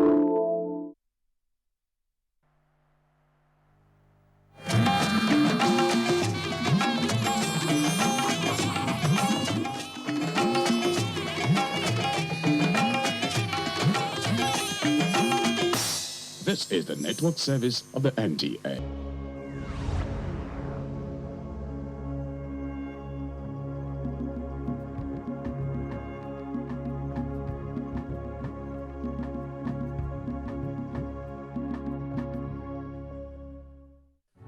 This bill seeks to amend the long title of because we want to ensure that things are done right. Service must die.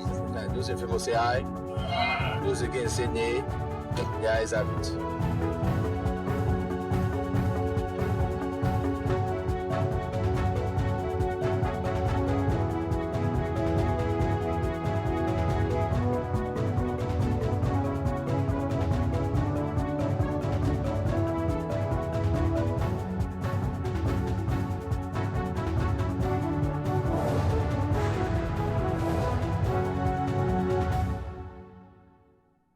Our revenues are looking a lot stronger. Fears of gloomy economic prospects put to rest as Senate receives update from Finance Minister and CBN Governor. Hundreds of Nigerians die daily in internally displaced camps. And Senate considers additional measures to address the plight of IDPs in the Northeast. Good evening and welcome to Inside the Senate. The present economic situation in Nigeria prompted the Senate to invite the Minister of Finance and the CBN Governor to brief it on actions being taken to salvage the situation. Also in the package tonight, the Senate again adopts additional measures to tackle the problems bedeviling IDPs in the Northeast. Details of these plus other reports from our committee rooms coming your way shortly after this time out. I am Wampe Tikam. The program continues in a short while. Don't go away. This issue must be raised as a matter of priority. We will be saving a lot of money for this country. We must go beyond just passing motions.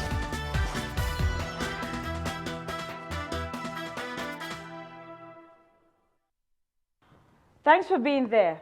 The Senate adjourned for its annual recess on Thursday, the 21st of July 2016. It is billed to resume on the 13th of September. But as I mentioned earlier, the state of the nation's economy was top on the agenda of matters addressed by the Senate before the recess. The Minister of Finance and the CBN Governor appeared before the Senate last week, following a resolution to that effect on Wednesday, the 25th of May 2016, requesting them to brief the Senate on the monetary and fiscal policies adopted by the government to address the current economic situation in the country.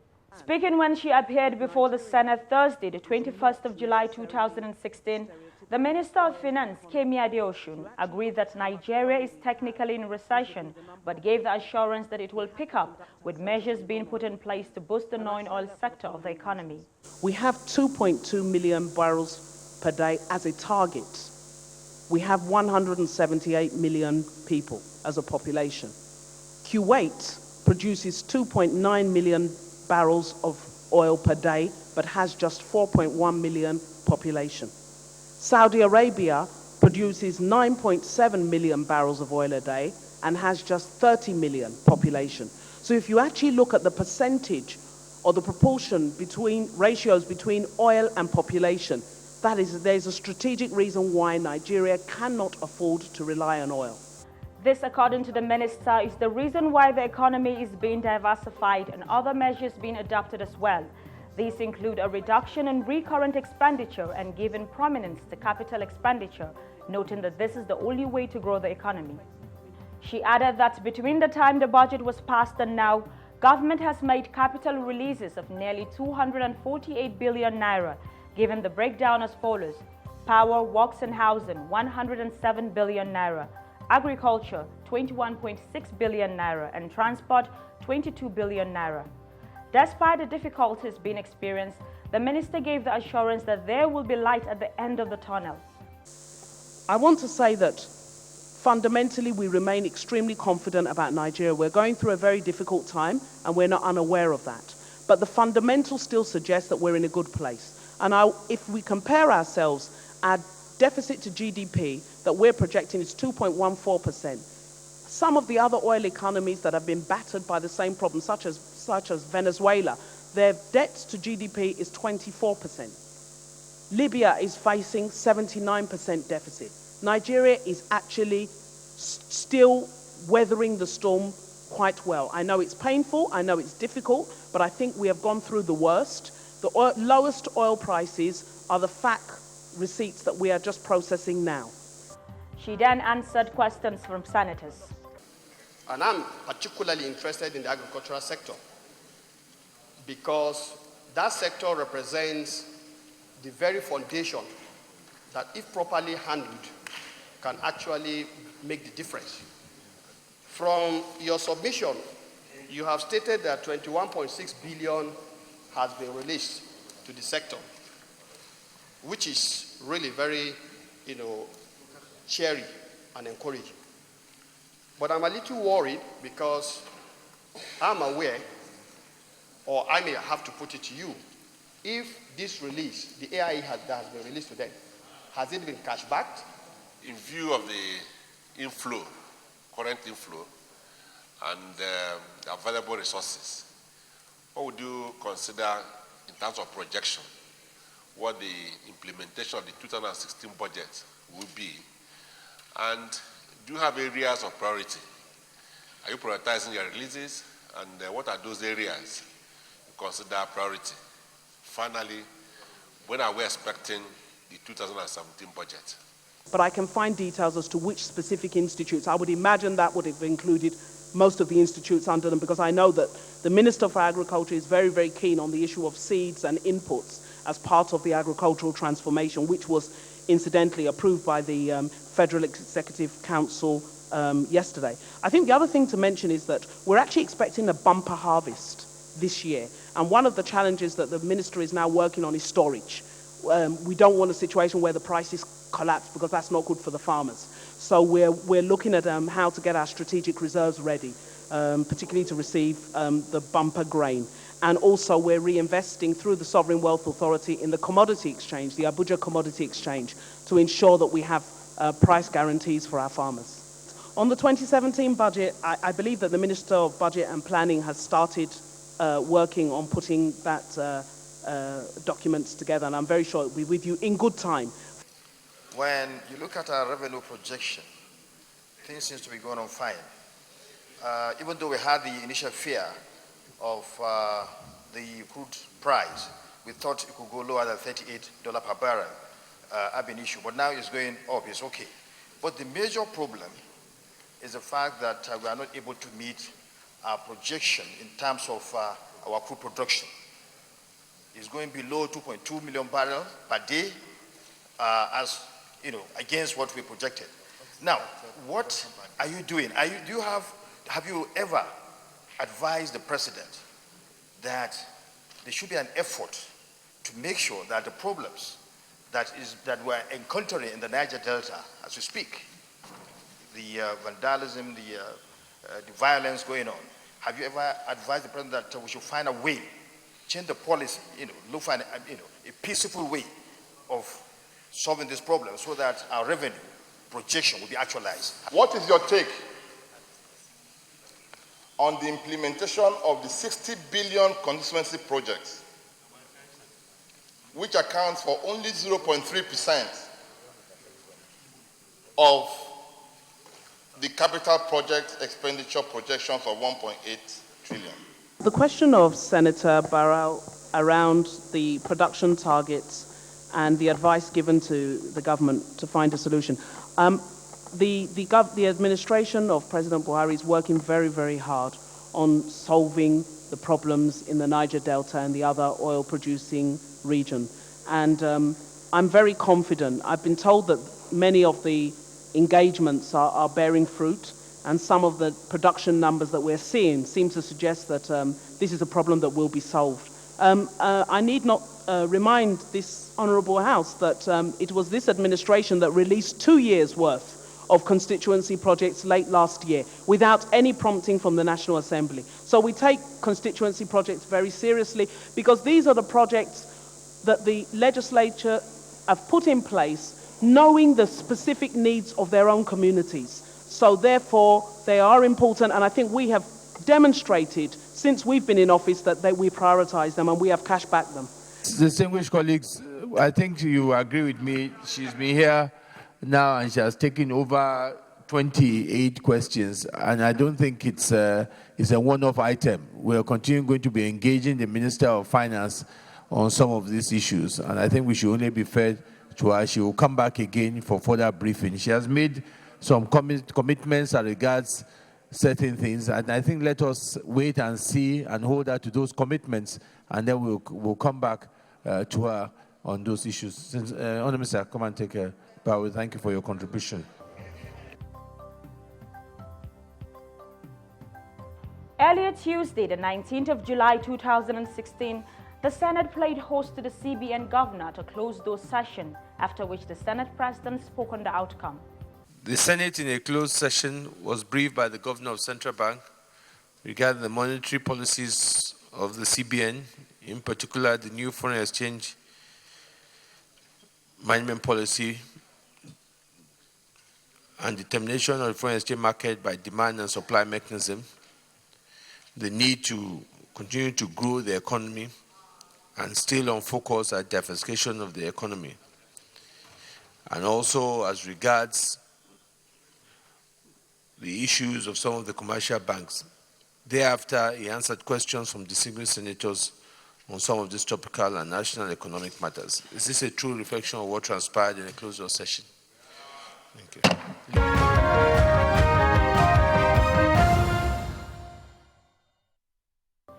Welcome back. Rising under Order 42 during plenary of Tuesday, the 19th of July 2016, Senator Dino Milaya alerted the Senate about an alleged non-compliance by the CBN of some financial rules that mandate it to furnish the Senate with reports on its financial dealings.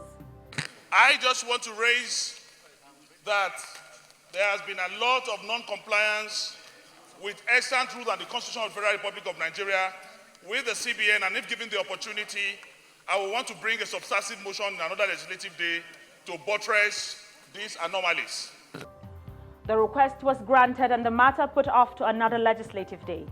Meanwhile, the 2016 budget proposal of the Federal Capital Territory, FCT, went through a clause-by-clause consideration in the Committee of Supply and was eventually passed Wednesday, the 20th of July 2016. Highlights of the budget are as follows. Total sum, 241.45 billion naira. Personnel cost, 52.98 billion naira. Overhead, 34.38 billion naira.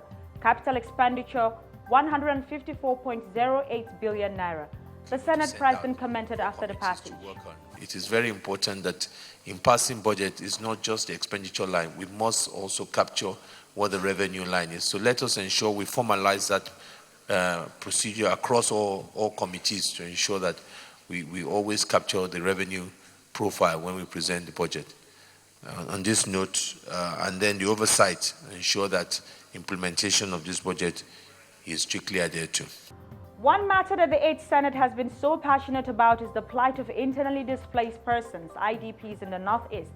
In order to understand and address the various challenges bedeviling the IDPs and proffer solutions, the Senate took a number of measures. These include the visit of the Senate President to IDP camps in Maiduguri to see things for himself, adoption of life-changing resolutions on the plight of the IDPs in the Northeast, passage of the Act establishing the Northeast Development Commission, and most recently, another visit to IDP camps Monday, the 18th of July 2016, during a condolence visit over the death of Dr. Shatima Ali Mongono.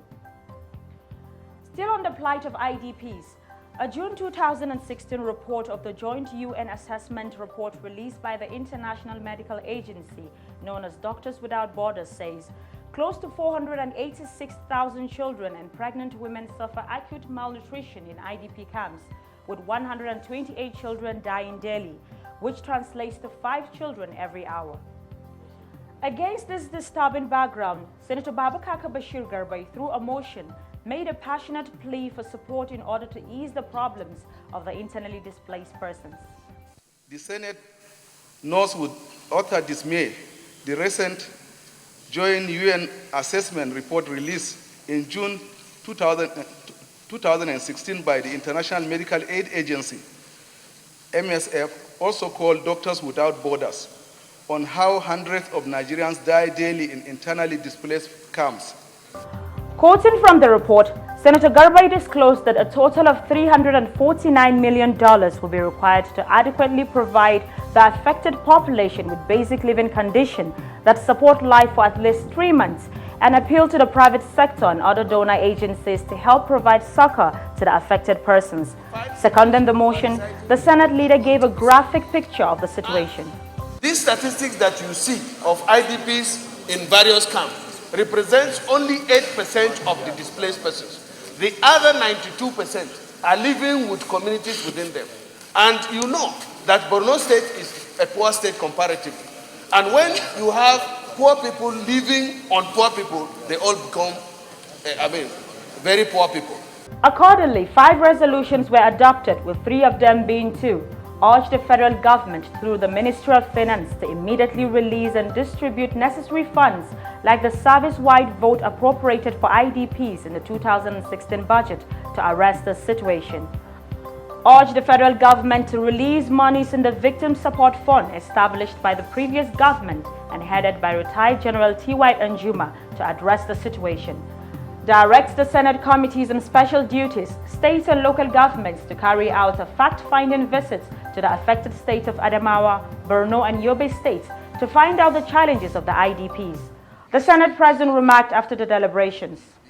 The good side of the story is that it is the success of the military that has made it possible for a lot of these children before to be able to be freed. And now we must address this issue of malnutrition. We must commend the government of Borno State for the efforts that they have done in providing that. But we must ensure and address the federal government to find the money and provide so that we can begin to address this. In another development, Senator Ben Mori Bruce, through a point of order, alerted the Senate over the plight of Nigerians trapped in war-torn South Sudan. Aware that other African countries evacuated their citizens from this war-torn country, worrying that Nigeria is the only country left to evacuate our own citizens. Accordingly, the Senate resolved to summon the Minister of Foreign Affairs to explain the measures being taken to rescue Nigerians trapped in South Sudan. Let's take a break to open the Senate notebook. Don't go away.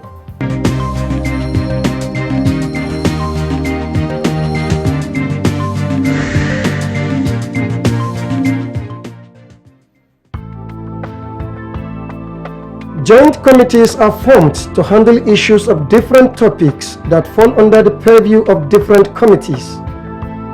These committees come under one umbrella and referred to as joint committees. The joint committees could be different committees of the Senate or different committees of the House and the Senate. They join and work together and report their findings to the Senate or the House, as the case may be, for necessary legislative action.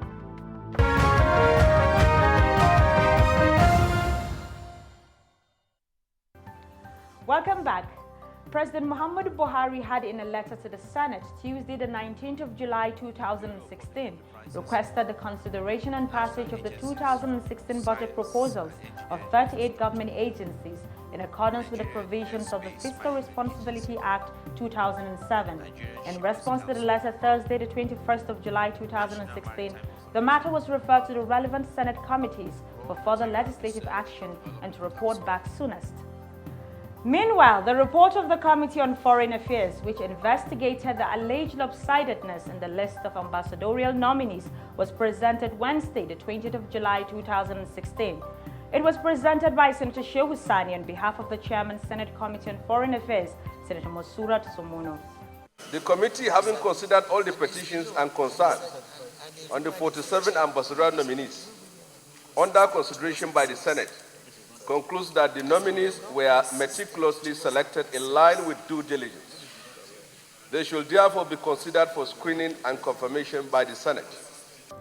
As a result, the list of the nominees was Thursday, the 21st of July 2016, referred to the Committee on Foreign Affairs for more legislative action to report back soonest.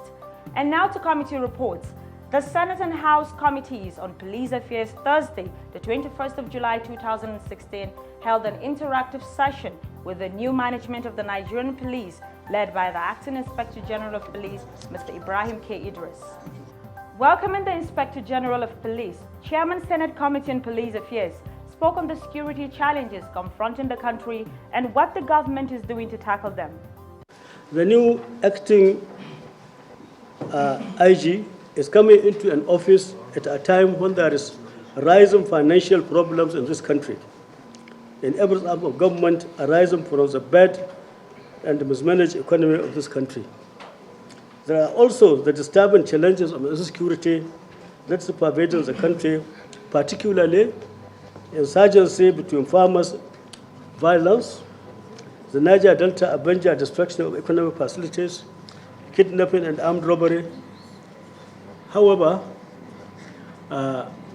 it is gratifying that Mr. President has recently approved the recruitment of 10,000 policemen and women to assist in tackling these challenges.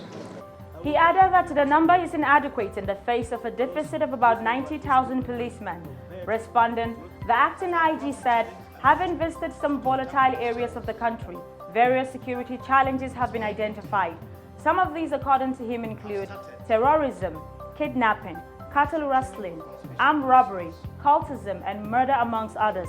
He then spoke of his plans to tackle these challenges. The police management team have started the restructuring of our special police units. These are the police mobile force, the counterterrorism section, EOD, and police marine branch.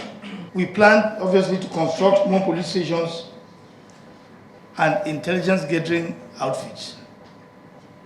This is in our effort to bring police closer to the communities. Of course, we know we have some new facilities have been, new facilities have been established, especially those areas where we are having new railway station, railways. Lines have been provided in the whole country. We are coming up with a comprehensive plan to see how we are going to build new police stations in those railway stations, especially the communication. The new railway stations connecting Kaduna to Abuja, and the new one connecting the southwest to the south-south. Other matters were discussed at a closed-door session due to security implications, at the end of which the committee chairman assured the police of the support of the National Assembly. Our profile segment is next. Stand by for our Senator of the Week.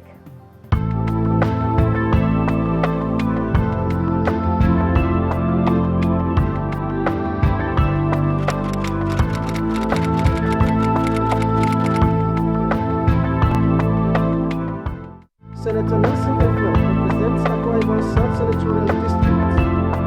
He attended the Methodist Boys High School, Oron, where he obtained his West African School certificate. For his tertiary education, Senator Nelson Ephraim obtained his bachelor's and master's degrees in business administration from Houston University, Houston, Texas, USA.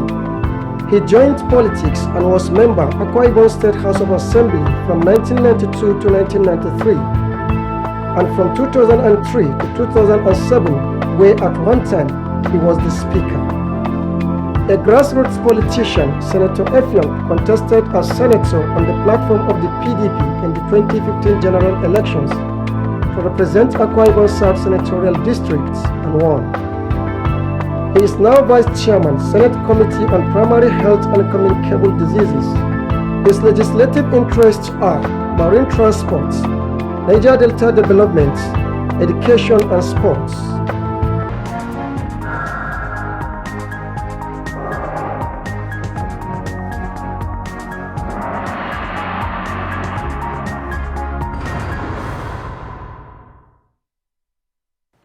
Now to our feedback segment, where a viewer from Enugu State, Engineer Thaddeus Eze, with GSM number 0803-601-4121, has this appeal to the Senate and to the National Assembly. I'm appealing to our senators and members to initiate the establishment of more technical schools and dams to create job opportunities for our teeming youths.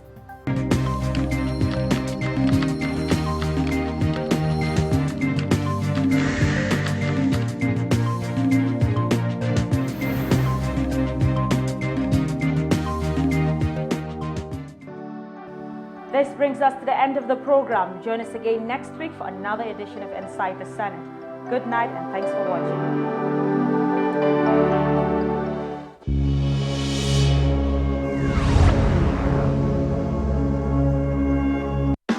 You are watching NTA Nigerian Television Authority.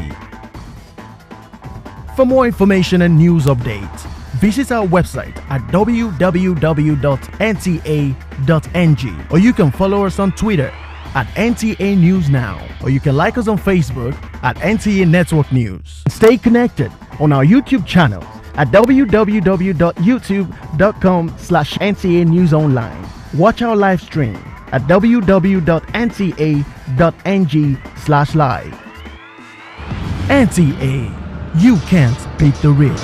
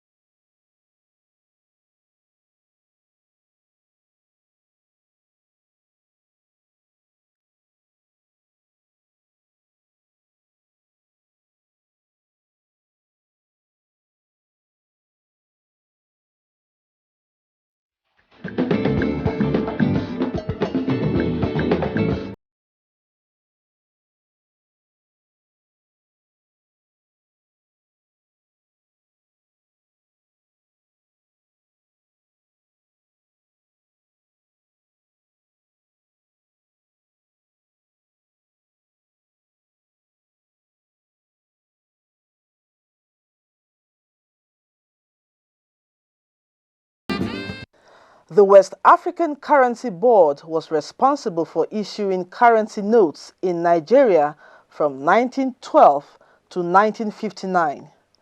Prior to its establishment, Nigeria had used various forms of money, including cowries and manillas. Here we have trade beads brought in by the Europeans when they first came into our shores to trade. And that's the original gin bottle, also used in exchange of slaves. By the time the central bank was fully in operations, on 1st of July 1959, we started issuing the Nigerian pounds. As you can see, they all have different colors, shapes, and sizes. Further down, we have the 1968 currencies, which were printed in the Biafran region during the Civil War. On 1st July 1959, the Central Bank of Nigeria issued the Nigerian currency notes and coins, while the West African Currency Board notes and coins were withdrawn. It was not until 1st July 1962 that legal tender status was changed to reflect the country's new status, having gained independence. In 1967, the Nigerian pound note was introduced. It could buy 500 cups of garri. The notes were again changed in 1968 as a war strategy following the misuse of the country's currency notes. The change that took place in January 1973 was a major one, and this involved both currency notes and coins. The 20 naira banknote became the first currency note in Nigeria. On July 1979, new currency notes of 3 denominations, 1 naira, 5 naira, and 10 naira, were introduced with distinctive colors. In 1991, both the 50 kobo and 1 naira notes were coined. Expansion in economic activities and to facilitate an efficient payment system, the 100 naira was introduced in December 1999, 200 naira in November 2000, 500 naira in April 2001, and 1,000 naira in October 2005. As part of economic reforms, 50 naira, 20 naira, 10 naira and 5 naira banknotes, as well as 1 naira and 50 kobo coins were reissued with new designs on February 28, 2007, while a new 2 naira coin was introduced.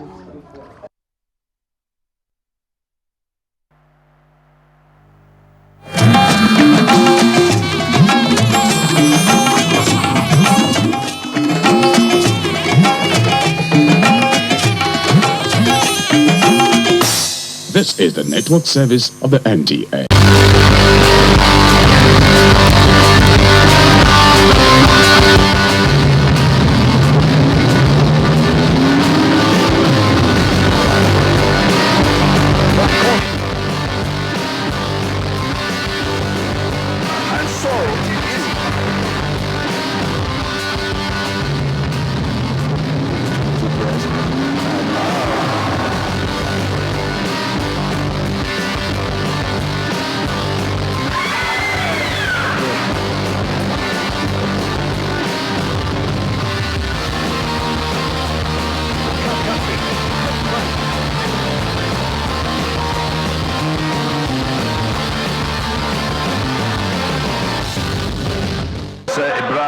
Azerbaijan performed well in the heat, won his, or semi-final, he won his